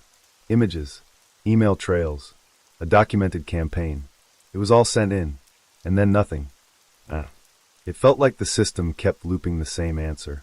With nowhere else to push, the weight started showing in Amanda's real life. The harassment didn't stay online anymore. At school, other girls began targeting her. Taunts turned physical. One day, it escalated into an attack that left her injured enough to be taken to the hospital. Doctors said concussion. That moment marked a shift. Not a single cause, but a collapse. Amanda wanted friends. That was never complicated. She wanted to belong somewhere without having to explain herself. After the assault, the pain didn't stay quiet. She made several attempts to escape it altogether. Carol acted quickly. Medication, therapy, support wherever it could be found. Around that same period, Amanda uploaded my story. A few weeks later, on World Mental Health Day, Carol received a phone call that rewrote everything. The last message Amanda left was simple. She said she loved her mom. She asked her not to be angry. She said she would always be her princess. Afterward, Carol replayed every conversation. Every moment she chose caution over asking the hardest questions. She worried that asking directly might push Amanda further. She feared saying the wrong thing. Now, she understands that silence can cost more. That regret stays with her. In the days that followed, friends gathered with candles, trying to reconcile the Amanda they knew with the pain they hadn't seen. Many described her as cheerful, easy to talk to, someone who didn't show how heavy things really were. A lot of people only realized afterward how much she'd been carrying. The video spread faster than anyone expected. Within a week, it was everywhere. Headlines circled the globe. Most coverage framed it as bullying. A tragic example of online cruelty. But that wasn't the full picture. Only Carol and the people who had been watching from the shadows knew about Tyler Boo. And they made sure their version was heard. On their own channel, they spoke dismissively about the case. Claimed the media didn't understand. Said police didn't grasp how the internet worked. They insisted this wasn't just bullying. And for once, that part was true. What was missing from most conversations was the blackmail, the coordination, the years-long pressure. As Carol reviewed the records again and again, one conclusion hardened. Tyler Boo wasn't just involved. He was central, the constant presence behind the shifting names. A person who knew exactly what he was doing. If Carol has one wish left unfulfilled, it's still the same. Find the person who started it. Find the one who set all of this in motion. While the attention stayed fixed on Amanda's story, something else was already unfolding far away. Across the ocean, another teenager was opening messages that sounded painfully familiar. Less than a month after Amanda died, a 15-year-old girl in Norway named Nora began hearing from someone on Facebook using the name Tyler C. The wording was different, but the structure was the same. Perform for me, or everyone you know will see your pictures. Your name, your address, everything. I'll make you famous in the worst way. You've had enough time. The next day he followed through. Her images were sent out in bulk. Friends, family, people she barely knew. Nora panicked. So did her parents. They went to police. Nothing meaningful came back. And in the end, they did what Amanda's family had tried more than once. They left. Packed up. Changed countries. Hoping distance might do what authorities could not. It's striking how often running felt like the only option. But this time, someone else stepped in. An online collective released a statement that spread quickly. They framed it like an announcement, formal and theatrical. They claimed they had identified the person responsible for tormenting Amanda. A link followed. Documents. Personal details. A name. Anonymous. They weren't new to this kind of exposure. By that point, they had already gone after governments, corporations, and global institutions. Their reputation carried weight. If they said they found someone, people listened. The name they pointed to was Cody Maxon. For some, that rang a bell. Within the capping circles, he was already known. A blackmailer. A hacker. Someone who had been celebrated openly in those same communities for successful extortion. Around the time Amanda was being targeted, Cody had even been awarded for it. Still, the response from Canadian authorities was flat. Coincidence, they said. No connection. No interest. That raised a quiet question. Why ask the public for information if it's dismissed the moment it arrives? From the outside, it didn't feel like coincidence anymore. It felt unresolved. In one sense, law enforcement wasn't entirely wrong. Cody Maxon was a predator, yes. He had victims, many of them. But when Carol went back through her records, she couldn't line him up cleanly with Tyler Boo. The threads didn't knot together. And Amanda's case, it remained unanswered. Meanwhile, her video continued to move. Across countries, across languages, people who had never heard her name now knew her handwriting by heart. Not all of the attention was kind. As the story spread, so did cruelty. Comment sections filled with disbelief, blame, mockery. Even memorial pages weren't spared. Some insisted she was responsible. Others reduced her life to a lesson or a warning. Carol pushed back whenever she could. She kept repeating the same thing. Amanda was a child. The man who targeted her was not. Nothing about what happened was her fault. She kept bringing it back to that. Amanda was just a kid. About a week after the video reached its peak, something finally shifted. Major platforms rolled out new safety measures. Quiet changes, but real ones. Facebook, in particular, began tracking repeat complaints more aggressively. That's when the pattern surfaced. Different names, Tyler Boo, Tyler C., Cody 1206. Dozens more. But beneath them, the same digital fingerprints. The same locations. Over 90 aliases converging on a single cluster of addresses. There weren't just a few victims. There were dozens. At least 75, spread across Canada, the United States, Great Britain, and several countries in Europe. Facebook shared what they found with police. Still, one piece was missing. No one had formally connected those findings back to Amanda until a journalist in the Netherlands started asking questions. In 2013, a tip came in from Facebook. The same addresses tied to those cases were linked to activity in the Netherlands. For the first time, the trail had a direction, and it was pointing somewhere specific. The break didn't come from one clean lead. It came sideways, through conversations, one source mentioning another case in passing. Something about Canada, something they had seen on television. A man, a bungalow, police entering quietly. What stood out was the method. Investigators had planted software on his computer, not just tracking keystrokes, but capturing screenshots every half minute whenever the mouse moved. Every message, every chat, every interaction with young victims laid out in real time. It was unsettling how familiar the plan sounded. A year earlier, while Amanda was still alive, Carol had suggested something almost identical. Back then, nothing came of it. In Europe, it finally did. An officer in the United Kingdom posed as one of the victims. The suspect engaged. Once that line was crossed, Dutch police moved in. They wanted to catch him in front of the screen. They entered the small brick house quietly. But before they could reach him, the man stood up, walked toward the bathroom, came back holding a metal pipe. Investigators believe he spotted the team reflected somewhere nearby. They rushed him in the hallway. He was injured briefly in the struggle, then restrained, blindfolded, headphones placed over his ears. Not for drama, but so he wouldn't know what was being removed from his home. The surveillance equipment disappeared with the officers. It sounds clinical, but it was tense. Things could have gone wrong fast. Before the reporting went public, someone reached out to Carol. A quiet message from the Netherlands. An arrest had been made. A name followed. Aiden Cobain. For Carol, that call didn't bring relief. Not yet. It marked the beginning of another fight. Dutch authorities weren't prepared to handle Amanda's case directly, and parts of the investigation were shaky. The way evidence had been gathered raised legal questions. Privacy laws, surveillance boundaries. The same tools that revealed the truth also threatened to undo it. Charges were vulnerable. Anything mishandled could collapse the case entirely. Still, for the first time, there was a suspect in custody. One tied to multiple countries. One tied to the pattern.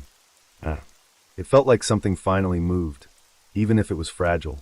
Cobain wasn't an ordinary online offender. Finding him had taken cooperation across 4 nations. Even Anonymous had pointed in the wrong direction at first. Inside his home, police found specialized devices used for hacking. A mask meant to hide his identity while streaming. On his computer were hundreds of video files, named after victims. One file name stood out, AmandaTodd.wmv. Despite the volume of evidence, investigators slowed down. Every step was measured. The legality of their own methods hovered over the proceedings. Cobain's lawyer made it clear, if there was a conviction, there would be an appeal. No matter what. Years passed. Carol waited. 5 years after Amanda died, she traveled to Amsterdam for the trial. The courtroom filled quickly. Victims came from Norway, England, the United States, Canada. Journalists from around the world packed the benches. 39 victims supported 72 charges. Production, possession, distribution, luring, extortion, harassment, crimes involving children. Carol sat through all of it. People noticed she was there. That mattered more than anyone said out loud. Cobain was convicted in the Netherlands. After that, he was sent to Canada to face charges there as well. Prosecutors presented a detail that stayed with many in the room. For more than 3 years, even after Amanda's death, Cobain had repeatedly watched the same file on his computer. The video named after her. It wasn't incidental. It showed fixation. After months in court and years of delays, the verdict came. Guilty on all charges. Cobain received a sentence of 17 years. For Carol, justice didn't feel like closure. It felt like a line drawn, a signal that this couldn't be ignored anymore. That what happened to Amanda wasn't just a tragedy, it was a warning. In October of 2022, a judge imposed a sentence higher than what prosecutors had asked for. And Carol was there to hear it. For Carol, the verdict felt like something solid at last. Not relief exactly, but justice. Justice for Amanda. She believes it mattered beyond one courtroom, that it reached kids who would never know her name but would be safer because of what happened. She still says it could have gone further, that the problem itself hasn't gone away. But this mattered. After Amanda died, something else disappeared quietly. The Daily Capper erased itself. Channels gone. Archives wiped. What remained was a short apology video, and then silence. Andrea Sodadek left the police not long after. She has said openly that without Amanda's involvement, without that handwritten video, Cobain might never have been found. The investigation had stalled. The pressure wasn't there. That upload changed the temperature of everything. In her view, had Amanda suffered in silence, the man who targeted her could still be doing the same thing to other children. That video forced people to look. They couldn't unsee it after that. Andrea calls Amanda a hero. Not because she meant to be one, but because of what followed. Since the video spread, countless cases were taken more seriously. In 2014, Canada passed a law making it a crime to share intimate images without consent. Schools adjusted how they talk about online harm. Police agencies across countries began using Amanda's case as a reference point. Awareness shifted. Carol didn't step away when the trial ended. She kept going. Through the Amanda Todd Legacy Society, she focuses on prevention, education, and internet safety. The work isn't abstract to her. It's personal. Every conversation feels like something she wishes she could have had earlier. She tells parents not to fear technology. It isn't leaving. What matters is talking about it. Games, apps, platforms. Making those conversations ordinary instead of awkward. Creating space where a child can ask for help without rehearsing the words first. She talks about it like it's daily life, not a lecture. Carol says she can't help Amanda anymore. That part is done. But she can help other families, other kids, and that has become enough reason to keep showing up. She hopes Amanda would be surprised by what followed her story.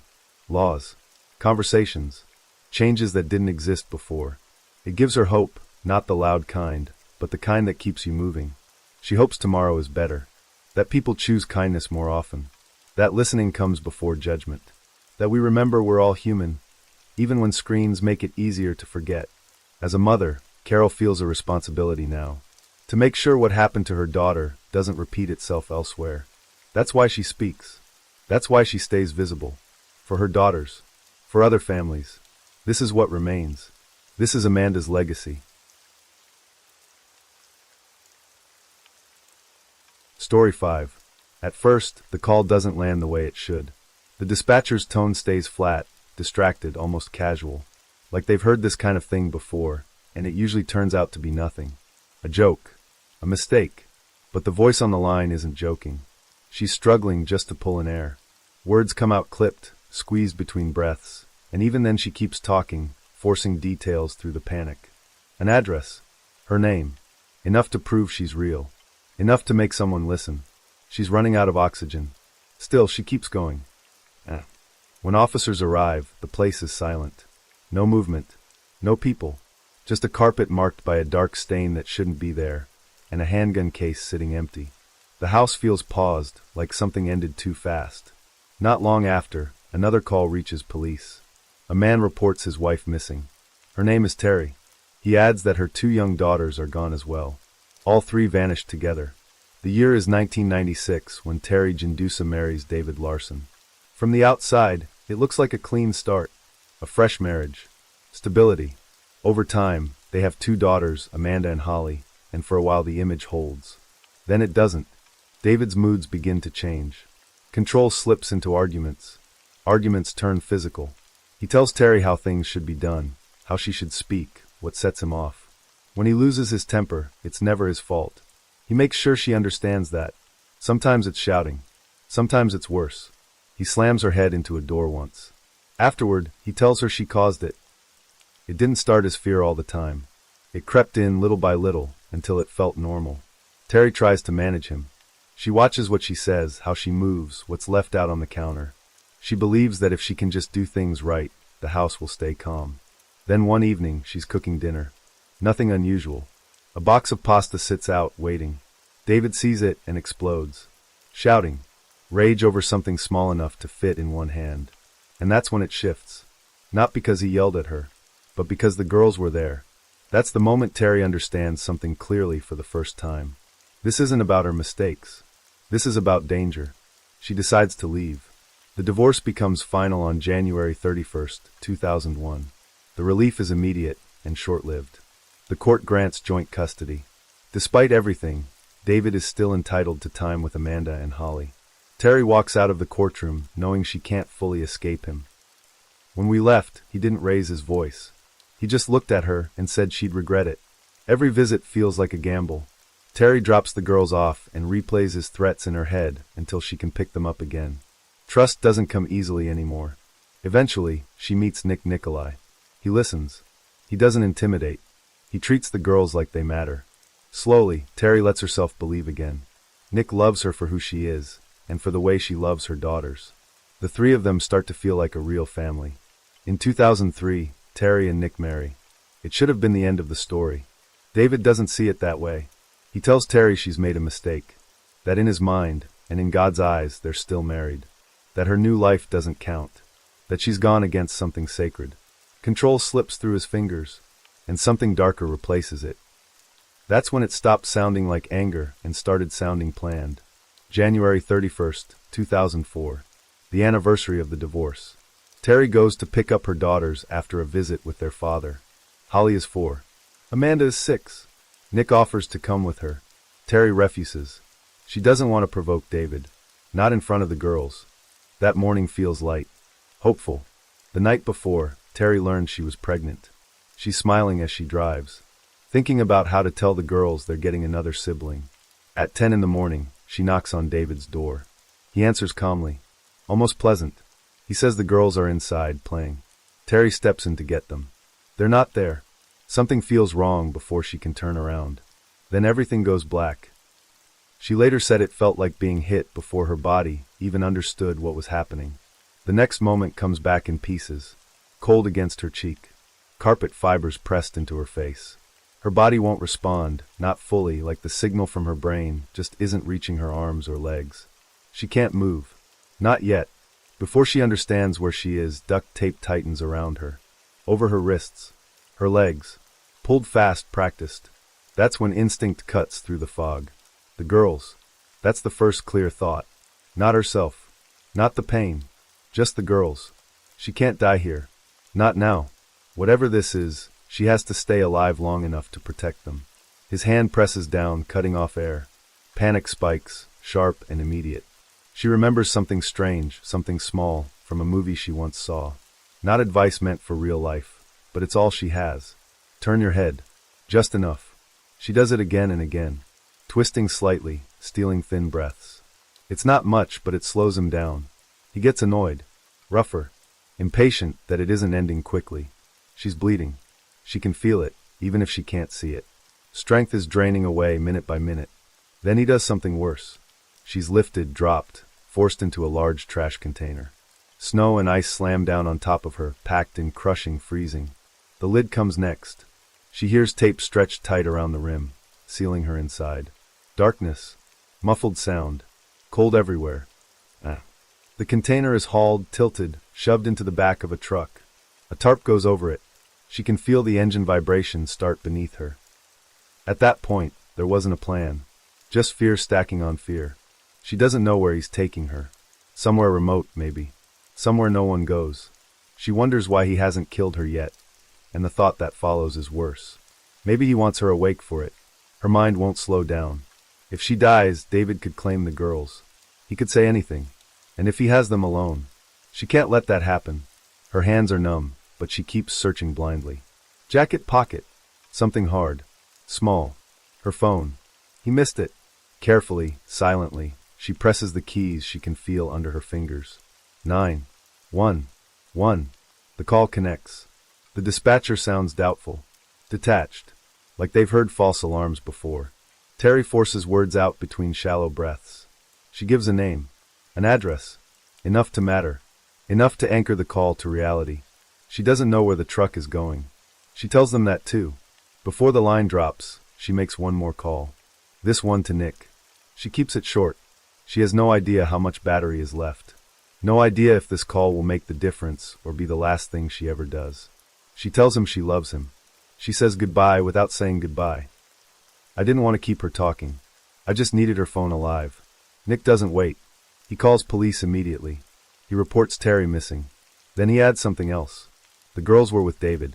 Terry went to get them. None of them came back. Now it's not just a missing adult. It's children. As officers head toward David Larson's house, Terry is still sealed inside the trash container, riding in the open bed of his truck. If he turns off toward the woods, there may be no second chance. She pushes with everything left in her. The lid shifts just enough. One hand slips out into open air. She waves blindly, desperately, hoping someone, anyone, might see. The truck slows. He saw her. It stops completely. Footsteps crunch back toward her. His voice cuts through the plastic and tape, sharp and threatening, telling her to stop fighting. He turns away. Then her phone rings. The sound is unmistakable. He freezes. Comes back. Rips the phone from her hand without hesitation. When that phone was gone, it felt like the world went quiet. They start driving again. She thinks about the baby she's carrying. About Amanda. About Holly. About how much depends on her surviving this next stretch of road. Sirens appear in the distance. Growing louder. Hope flares. This is it. They've found him. But the sound moves past. Fades. Gone. They pass each other going opposite directions. The police are heading to his house. The truck keeps moving. Inside the container, injured, restrained, and completely cut off, Terry understands something heavy settle in. Whatever happens next, no one knows where she is. And for the first time since this began, the fear isn't sharp. It's hollow. Police units arrive at the house without realizing how close they already came. The woman who begged for help is nowhere inside. She's not hiding. She's not unconscious on a floor. She's already gone, sealed in plastic and riding away in the back of a truck. The house itself feels staged, almost frozen in time. Wedding photos line the walls. Smiling faces. Terry and David, dressed for a future that clearly didn't last. Officers keep moving, opening drawers, scanning rooms, looking for anything that explains the silence. They find a handgun case. Empty. That detail lands hard. It means the weapon isn't here. It's likely with him. In one room, they come across a pair of women's sweatpants. The ankles are bound tightly with duct tape. There's a dark red smear worked into the adhesive, dried enough to tell a story on its own. That's when it shifted from missing person to survival time. More blood appears as the search continues. Not enough to map everything, but enough to know this isn't a misunderstanding. Investigators understand they're racing something they can't see. They try to track the phones. David's signal lights up briefly in Milwaukee, roughly half an hour from the house in Wind Lake. Then it vanishes, gone as if the device was shut off or destroyed. Paperwork inside the home adds another layer. Property records. 3 different addresses tied to David in Milwaukee. Officers split up and check each one. Near one location, they spot Terry's car. Hope rises, fast and fragile. Maybe he ditched it in a hurry. Maybe there's evidence inside. Maybe this is where everything connects. But the car is empty. No sign of Terry. No sign of the girls. And the surrounding properties offer nothing else. Doors closed. No movement. No answers. It felt like chasing shadows. Every lead disappeared just ahead of us. While police search, Terry is still trapped. Still alive. Still thinking about her daughters. The truck slows. Stops. New sounds reach her ears. Small footsteps. High voices. Laughter. Her heart lurches. She recognizes them instantly. The girls are outside. The container shifts as it's lifted. For a moment, she considers calling out. Screaming. Anything. But the thought stops her cold. They're too young to help. And worse, hearing her like this could scar them forever. So she stays silent. Even then, she was protecting them. She listens instead. Running. Laughing. Playing. The sound tells her what she needs to know. They're alive. They haven't been hurt. The container is set down again. Heavy objects are stacked on top of it. Weight presses in from above. She doesn't move. She doesn't make a sound. She wants him to believe she's already gone. Inside the cold, sealed space, the thought settles in slowly. This might be it. A frozen place where no one looks twice. Then a door closes. Footsteps fade. The truck engine doesn't start again. He's left. He's taken the girls with him. Terry waits, counts breaths, listens until she's sure she's alone. Then she screams. The sound tears out of her, raw and desperate. She claws at the lid, scrapes until her fingers burn, pushes until the seal loosens just enough. Air rushes in, thin, freezing, but real. She gulps it down and keeps fighting, whispering prayers between breaths. Not for herself, for the girls. She's badly injured. The cold is working fast.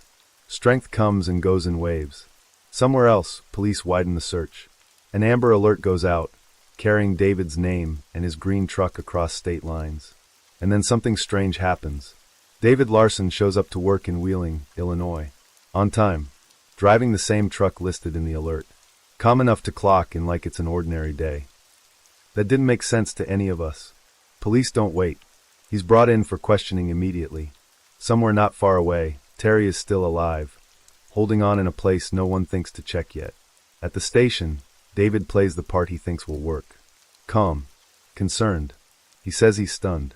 Says he can't imagine where Terry would be. Tells them he wants to help in any way he can. Detectives let him talk. They don't interrupt when he says Terry never came by that morning. They let him build the story layer by layer, even as it starts to contradict itself. According to David, he was home the entire time. According to his phone, he wasn't. According to the car found near one of his properties, he wasn't even close. I already knew things he didn't realize we knew. One of the detectives finally presses in. Not aggressively, just precise. He tells David the exact times. When officers arrived. When they forced entry.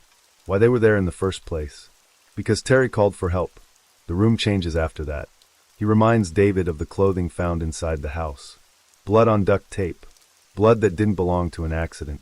He tells him flatly that Terry did make it inside the home, and that there's proof. David shifts in his chair. His hands won't stay still. He rubs at his jeans over and over. That's when someone notices the stains. Dark, irregular, dried into the fabric. Once you see something like that, you can't unsee it. David's posture tightens. His voice loses its rhythm. And then the story changes. Now he admits Terry did come over. He says he was being a good father, focused on schoolwork, packing the girls' backpacks. Claims his back was turned when Terry somehow slipped inside without him noticing. What he says next sounds rehearsed and impossible. He claims he turned around to find her behind him, holding a hammer above her head. He says her pants were around her ankles, that she was about to attack him. The room goes quiet. The explanation keeps unraveling from there. David says he panicked. Says he feared for his life.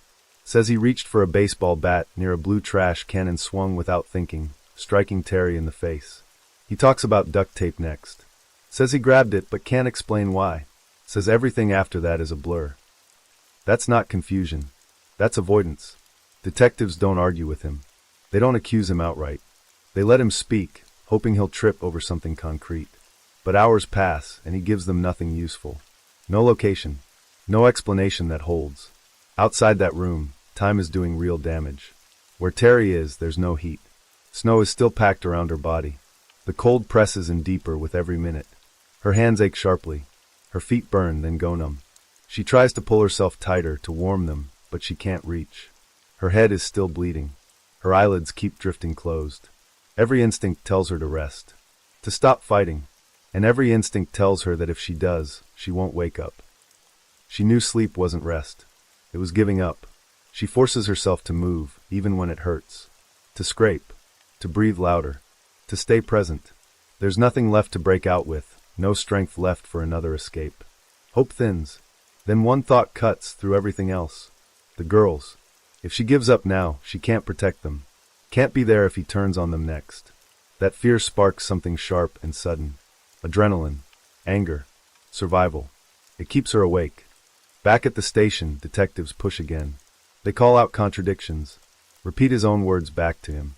Slowly, David's resistance wears down. He finally offers something new. He says the girls are with a babysitter. An address follows. It's the first real lead they've had in hours. They don't trust it.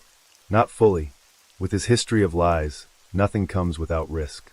Officers approach the house carefully, ready for the worst. Inside, they find Amanda and Holly. They're alive. Unharmed. That was the first time we could breathe about the kids. The girls are safe. But Terry is still missing. Finding the girls changes the weight in the room. It doesn't end the crisis, but it shifts it. They're alive, unhurt.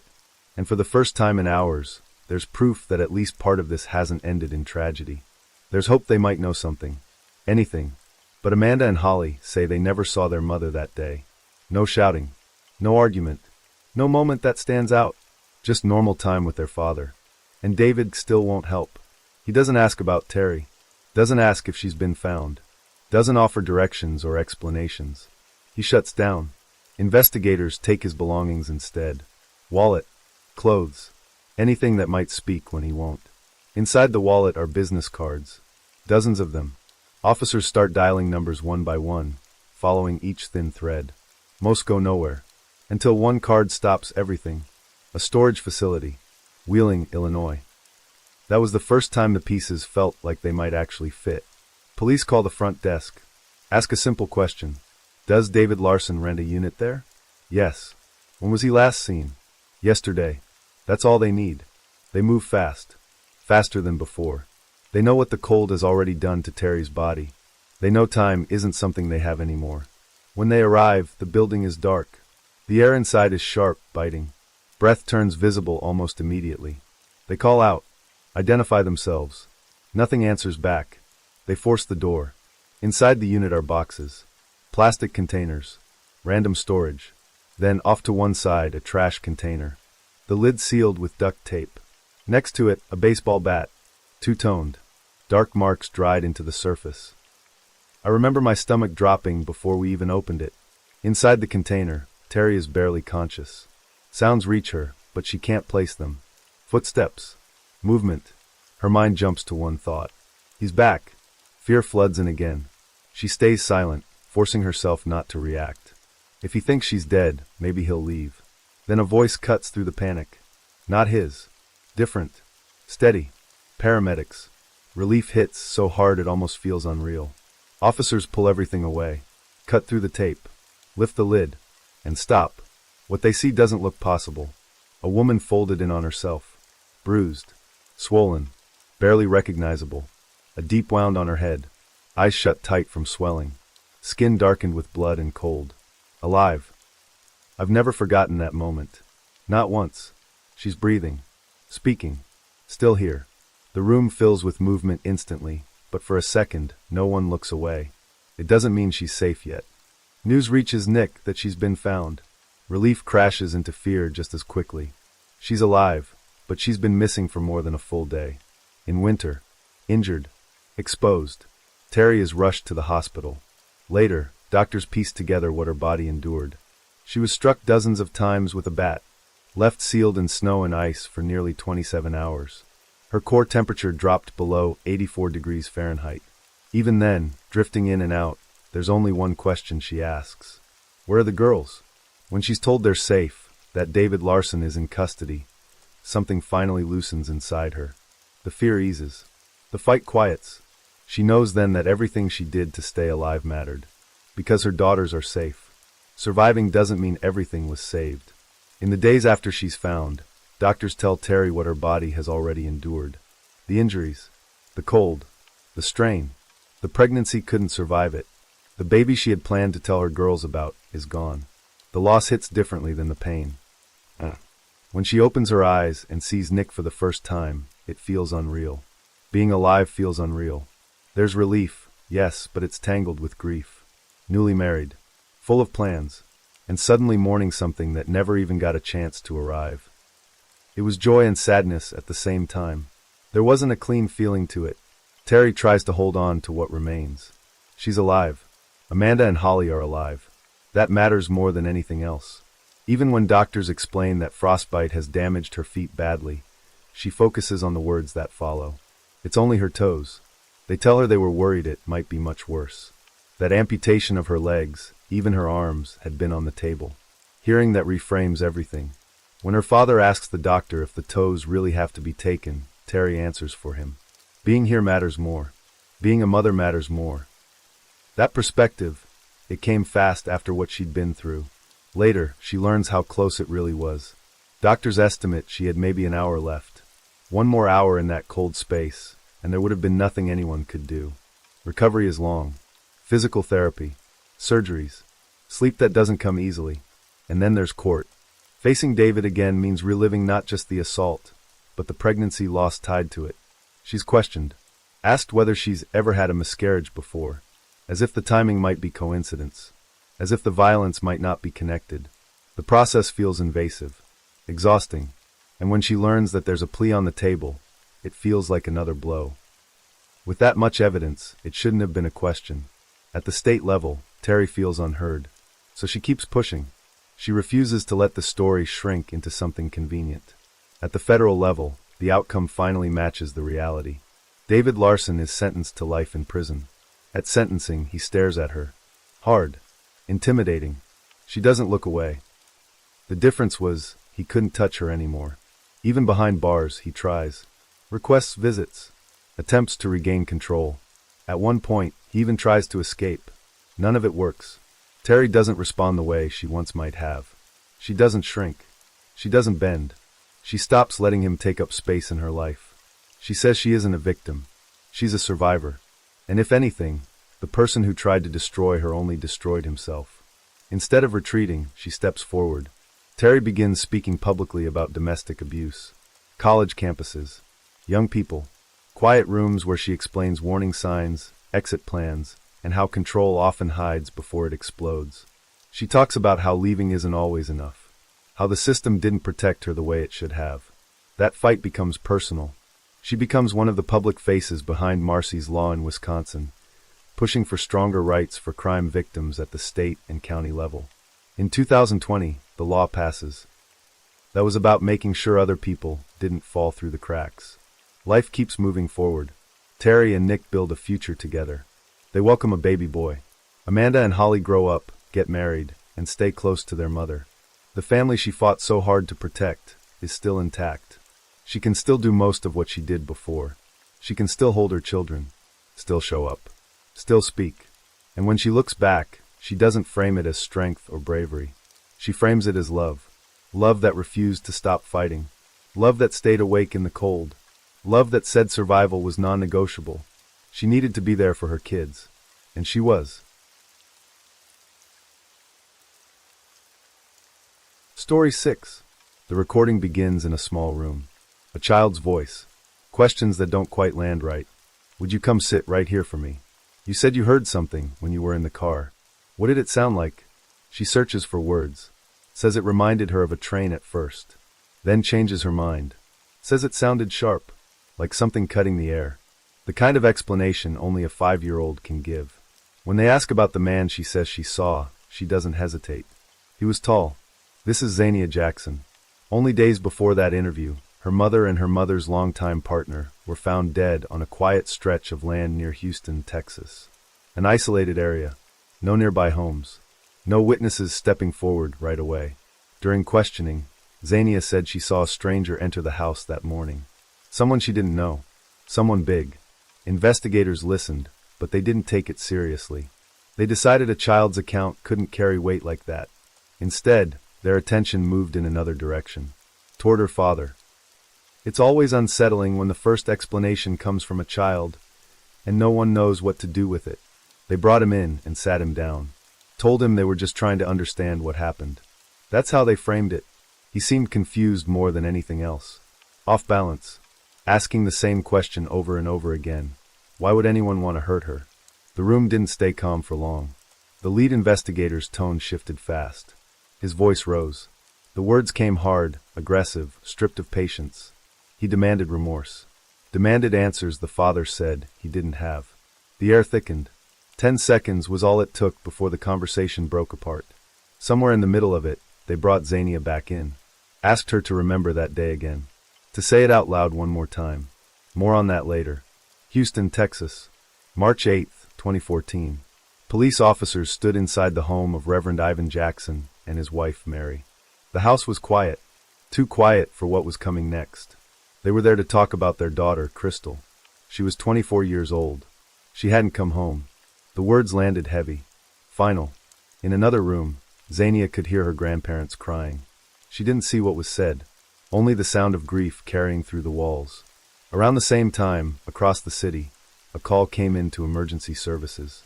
A shaken voice reported 2 bodies behind a business near a dumpster. The caller wasn't sure at first, then said at least one of them was a woman. That moment, it split families apart. Crystal's mother later said the pain was unlike anything she had ever felt. Nothing else compared.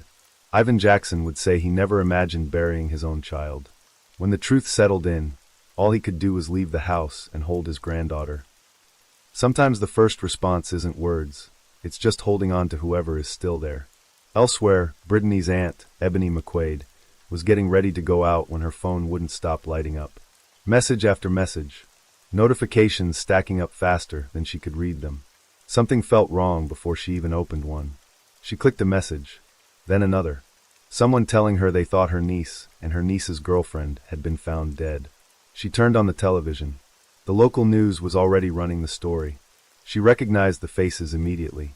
Brittany, Crystal, their names on the screen, tied to words like mystery and investigation. The location, the uncertainty around how they died. She said she felt numb. Ebony called her brother. Brittany's father, James Cosby. He was still processing his own knock on the door from police earlier that day. They had come to his house before the story broke, told him his daughter was gone. When Ebony asked who Brittany had been with, the answer came quietly. Her girlfriend, Crystal.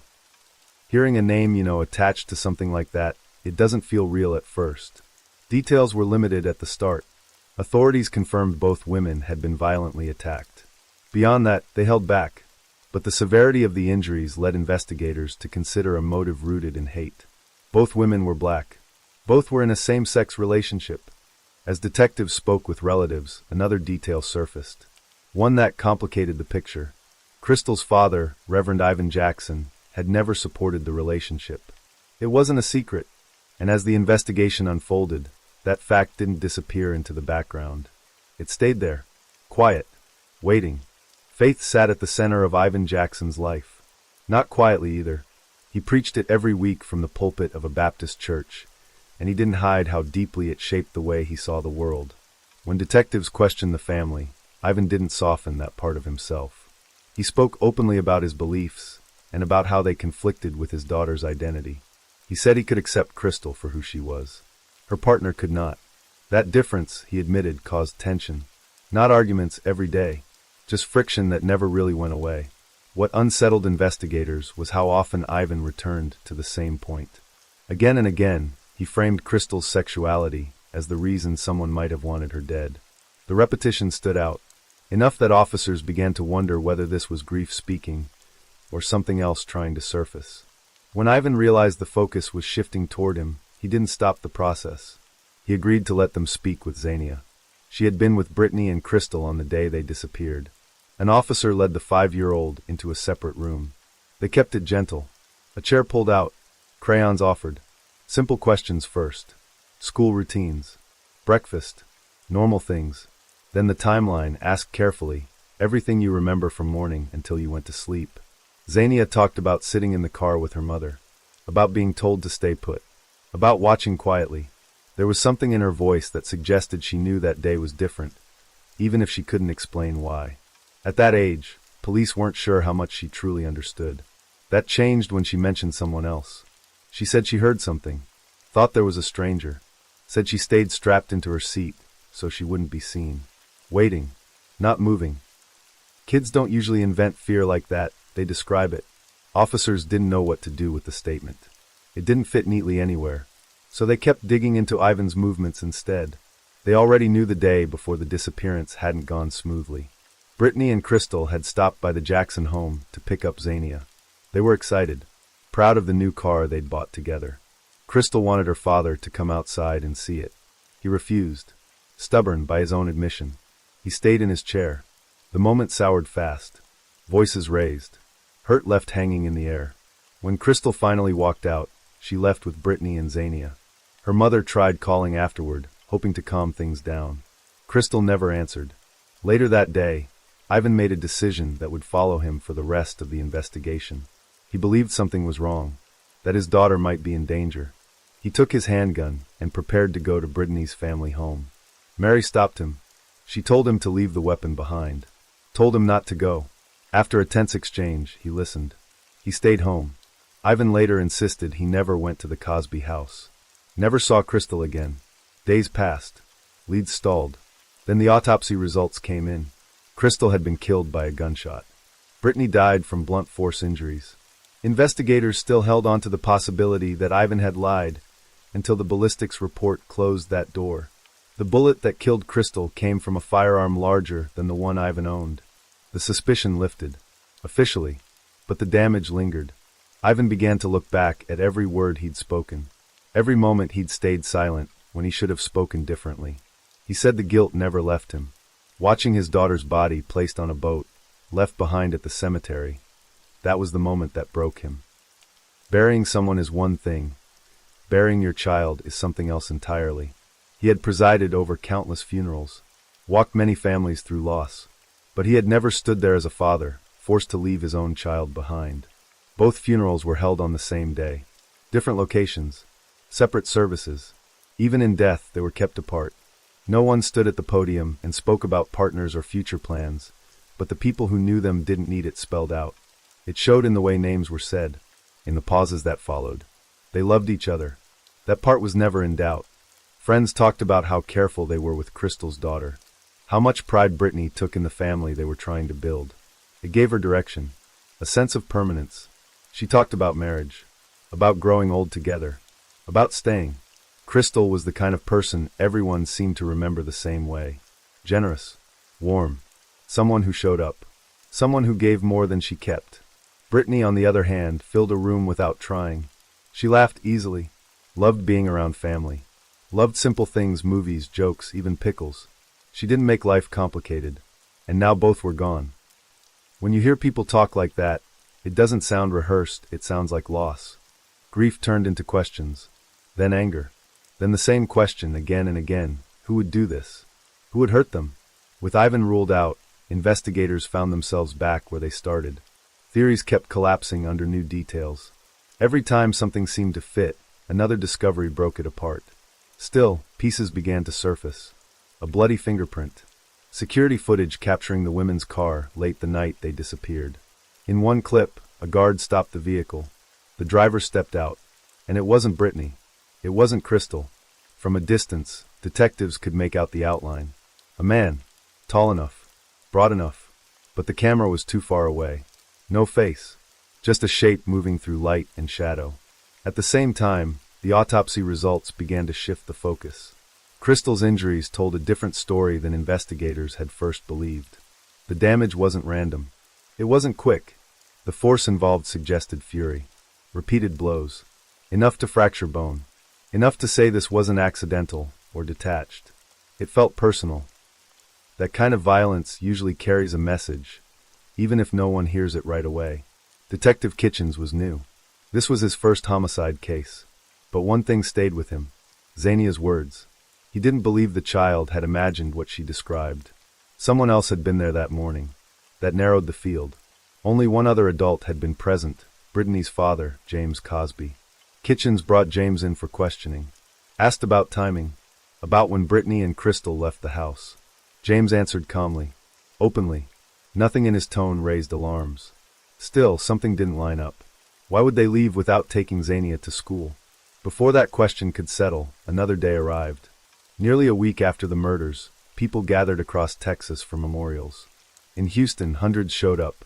Candles, flowers, photographs framed by light. Similar ceremonies unfolded in other cities. The case had reached far beyond one family. James stood among the crowd, speaking to reporters, thanking investigators, praising their work. He didn't know what was happening elsewhere. While the vigil continued, Kitchens and his partner went back to the Cosby home.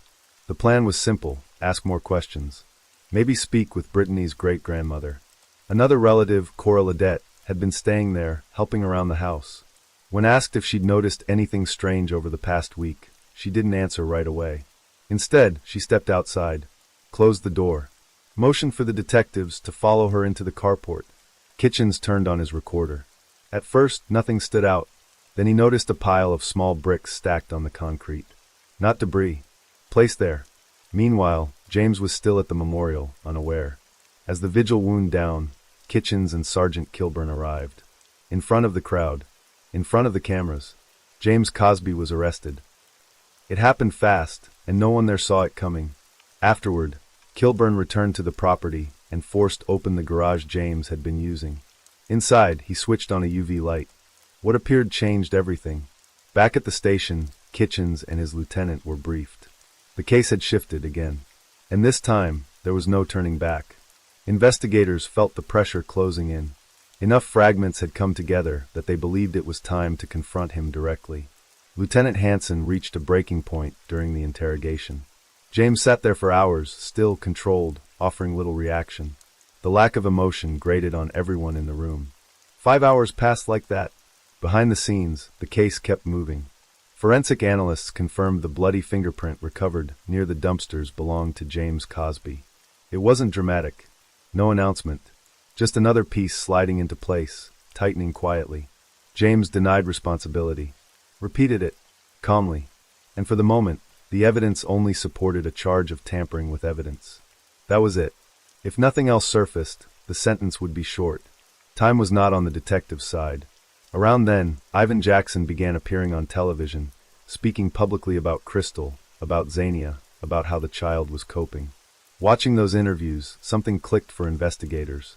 They went back to Xenia's first statement. The stranger, the tall man, the fear.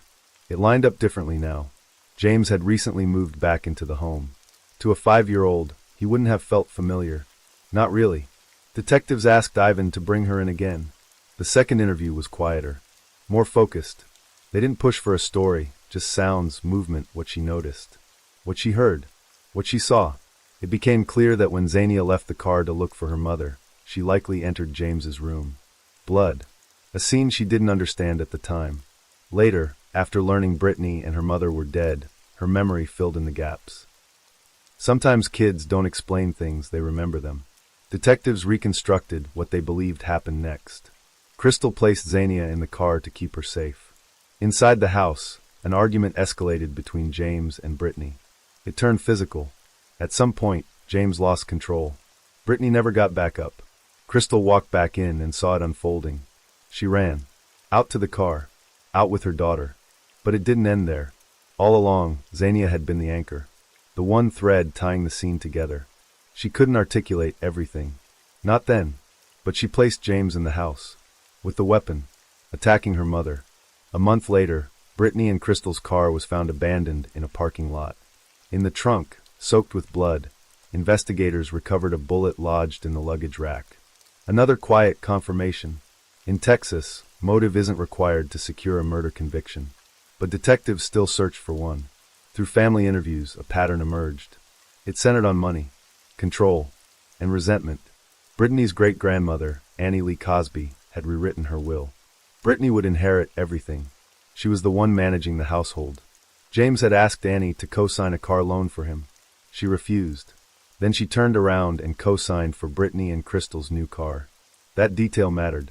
Jealousy doesn't always announce itself loudly. Sometimes it just sits there growing. When things shift like that in a family, people notice. In court, it became a story of two fathers. One facing a life sentence, the other choosing forgiveness. At the final hearing, Reverend Ivan Jackson sat quietly in the courtroom. He spoke later about praying for life without parole instead of death. Ending another life wouldn't bring his daughter back. James Cosby was convicted of capital murder. The sentence was automatic, life without parole. Ivan said the verdict hurt and helped. He had a responsibility now, to raise his granddaughter. After the trial ended, custody of Xenia went to Ivan and Mary. Detective Kitchens remained part of her life, eventually becoming her godfather. Every year, the families marked Crystal and Brittany's anniversary together. It never got easier. Ivan still visits both graves. When flowers go to Crystal, they go to Brittany too. Some losses don't fade, they just change shape. Xenia grew up carrying memories she didn't fully understand at first. As a teenager, she said she thought about her mother almost every day. When asked what came to mind, she didn't hesitate. Her smile. Years later, during an interview, she talked about the future. About wanting to become a lawyer. Not with anger. Not with bitterness. Just quiet resolve. What kind of lawyer? She doesn't pause. She already knows the answer. She wants to work with families, on their side, across from the person who hurt them. When asked why, she says it simply. Because of her mom. Because she remembers what it felt like to be carried through courtrooms and interviews by adults who stood between her family and what had been done to them. She wants to be that person for someone else. You can hear when a kid isn't guessing, when they've thought about it before. Now older, she talks about loss differently. Not as something that disappears. More like something you learn to live beside. She says she wishes people facing violence could see that pain doesn't erase everything that comes after. That even when something terrible happens, there can still be growth. She explains it in her own way. If someone loses a parent, she says, that child becomes the reason people keep going. The reason joy still exists. She calls it being a seed. A tree can be cut down, but the seed falls, and eventually it grows, looking a little like what came before. That's where this story settles. But it doesn't end here, because elsewhere, in a completely different room, another interrogation is taking place. A woman sits across from investigators, hands folded, answering questions carefully. Her name is Elisa McNabney. At first glance, it looks routine, calm, almost cooperative. Everyone seems to be listening, and yet something about it doesn't fit. The truth is, Elisa McNabney. That brings us to the end of tonight's stories. Thank you for spending part of your night here with me. I hope that, even after hearing these difficult stories, you can leave them here and allow your mind to settle into a quieter place. If you're listening before sleep, I hope the rest of your night is peaceful. Take care of yourself, and don't forget to be kind to the people around you. Small moments matter more than we often realize. Thank you for being here. Good night, and I'll see you again in the next story.